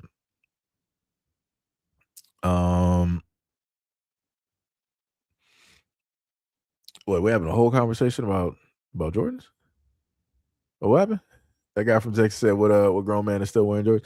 I mean, you got people. For me, I was just sitting up there saying I never grew up with wore Jordans. Number one, that wasn't allowed in my house, right? My mom was like, "Hey, we ain't about to be burying nobody. Ain't nobody about to be getting robbed for none of this stuff." So I didn't do it. Now I did have AN1s though. Those were my shoes. I had AN1s and I had Stephon Marbury. Those were the shoes that I basically wore. And I still love those shoes. If Stephon Marbury came back out with like newer versions of those shoes, I'd probably be in line to buy them. Technically, it wouldn't even actually be no line. You would just be able to just get them. Like I said, I'm all for affordable stuff. I never had no problem. And I wore those. And I remember I wore those with no care in the world. I was ecstatic. I was happy.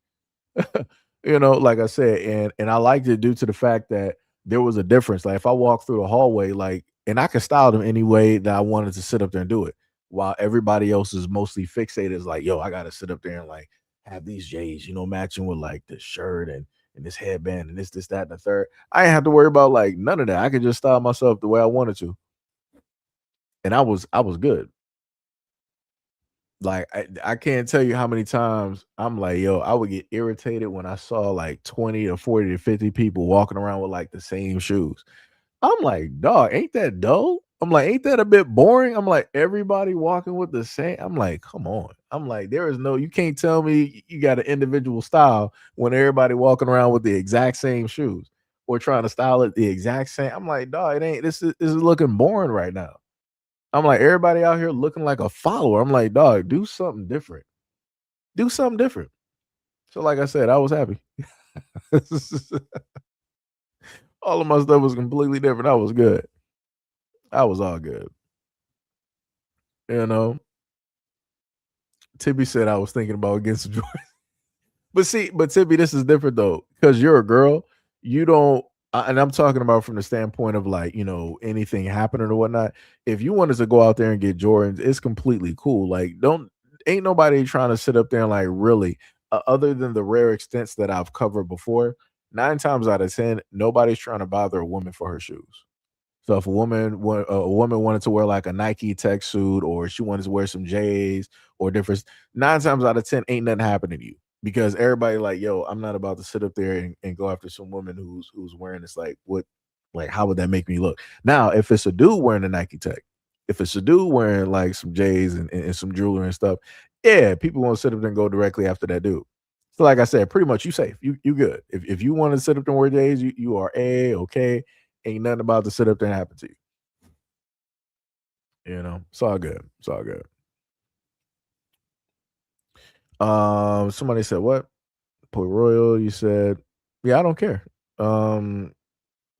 You can be directly proud of yourself in the shadow realm too.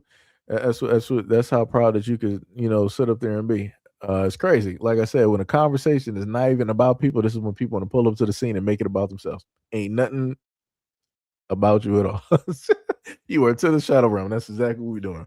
That is, we're packing you right on up out of here. TP said Pumas. Yeah, Pumas are dope. I had a pair of Pumas at one point. It was like the lows. I really don't like lows.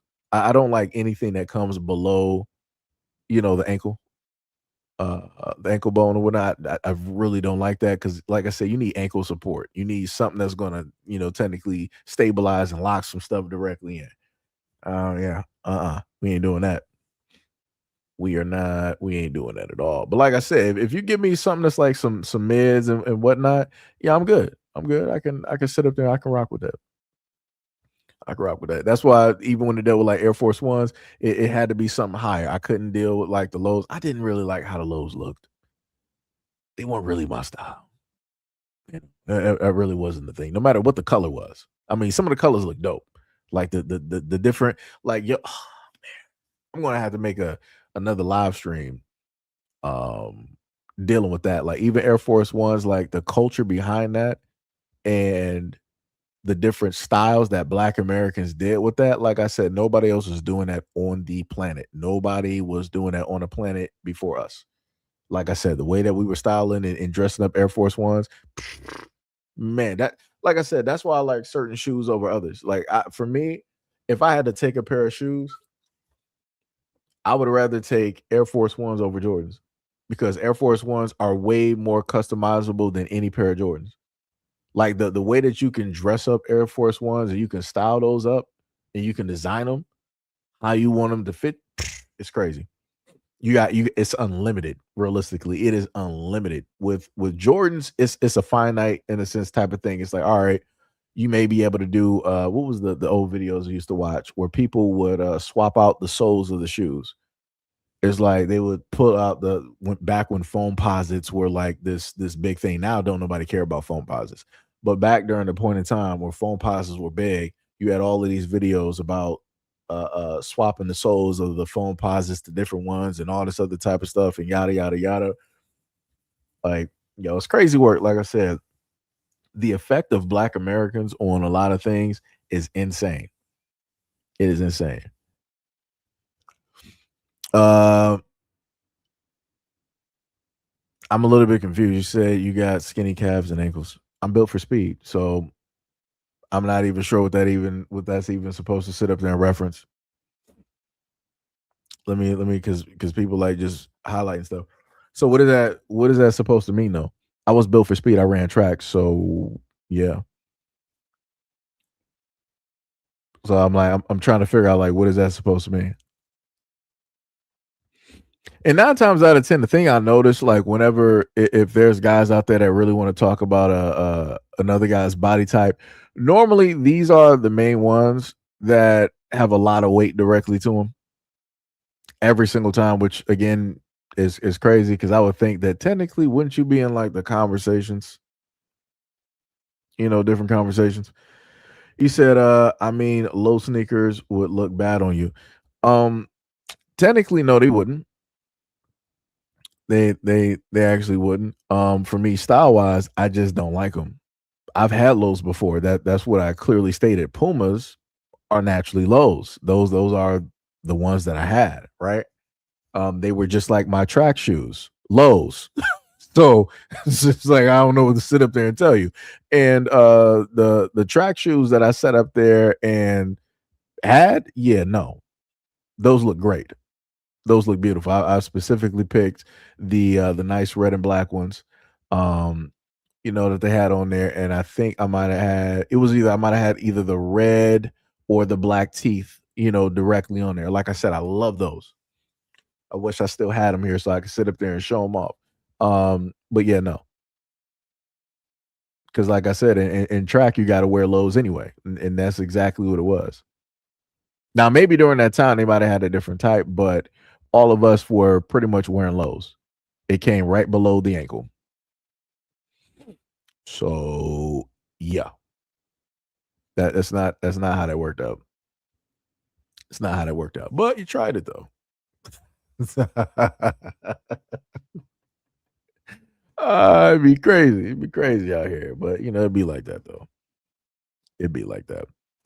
Tippy said, I want a pair of pink Jordans, maybe black and silver ones. I don't know. Probably get shoes from Walmart or Burlington. I don't do expensive shoes. I mean, if you go to Walmart or Burlington, you can probably find some Jordans on the shelf. But good luck on trying to, be selective on those colors though. That's gonna be tough. I don't know what to tell you on that. That guy from Texas said East Bay Magazine had it. Yeah. Yep, I remember that magazine. I know exactly what you're talking about.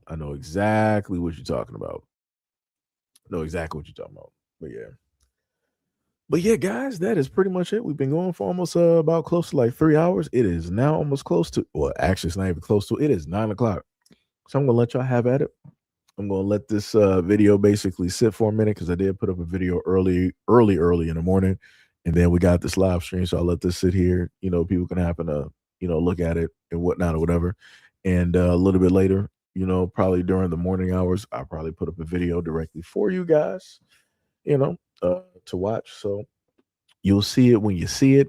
Hopefully you happen to get the notifications. You probably won't because that's how YouTube has been working at this moment in time, not wanting to give people notifications and let them know, when things get posted or whatnot or whatever. So, it'd be like that. But anyways, much love, respect, and appreciation to all of the mods that pulled directly up, doing the Lord's work, both seen and unseen. Much love, respect, and appreciation. Got Ty.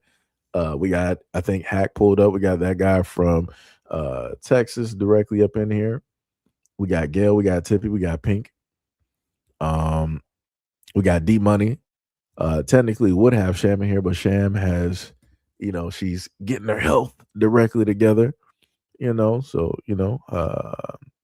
we got Lunch directly in the building. We got Third directly up in here. We got Sunny. Got the man Sunny up in here. Gotta give a nice shout out to Miss Shawnee Brown. Much love, respect, and appreciation. Trying to go back up and make sure. Yeah, I get everybody. I know we had Bushido in here earlier as well, too. Let me see. I gotta scroll all the way back up. Who's that? Oh, yeah, we got RY in the building. What is up? What else? Last but not least, oh yeah, we also got Christy. Gotta give a shout out again, Christy. We had Brandon V World as well too. See, that's pretty much it. Got everybody directly up in there, but yeah, y'all have a great day. Have a great rest of y'all night and whatnot. Catch up on some manga, some movies, some games. I'm about to sit up there and no life, a little bit of Diablo to relax. Figure out what I'm going to sit up there and eat, stuff of that nature. So yeah, much love, respect, and appreciation. Thank y'all for coming out, and I'll catch you guys in the next live stream and or video. Peace out.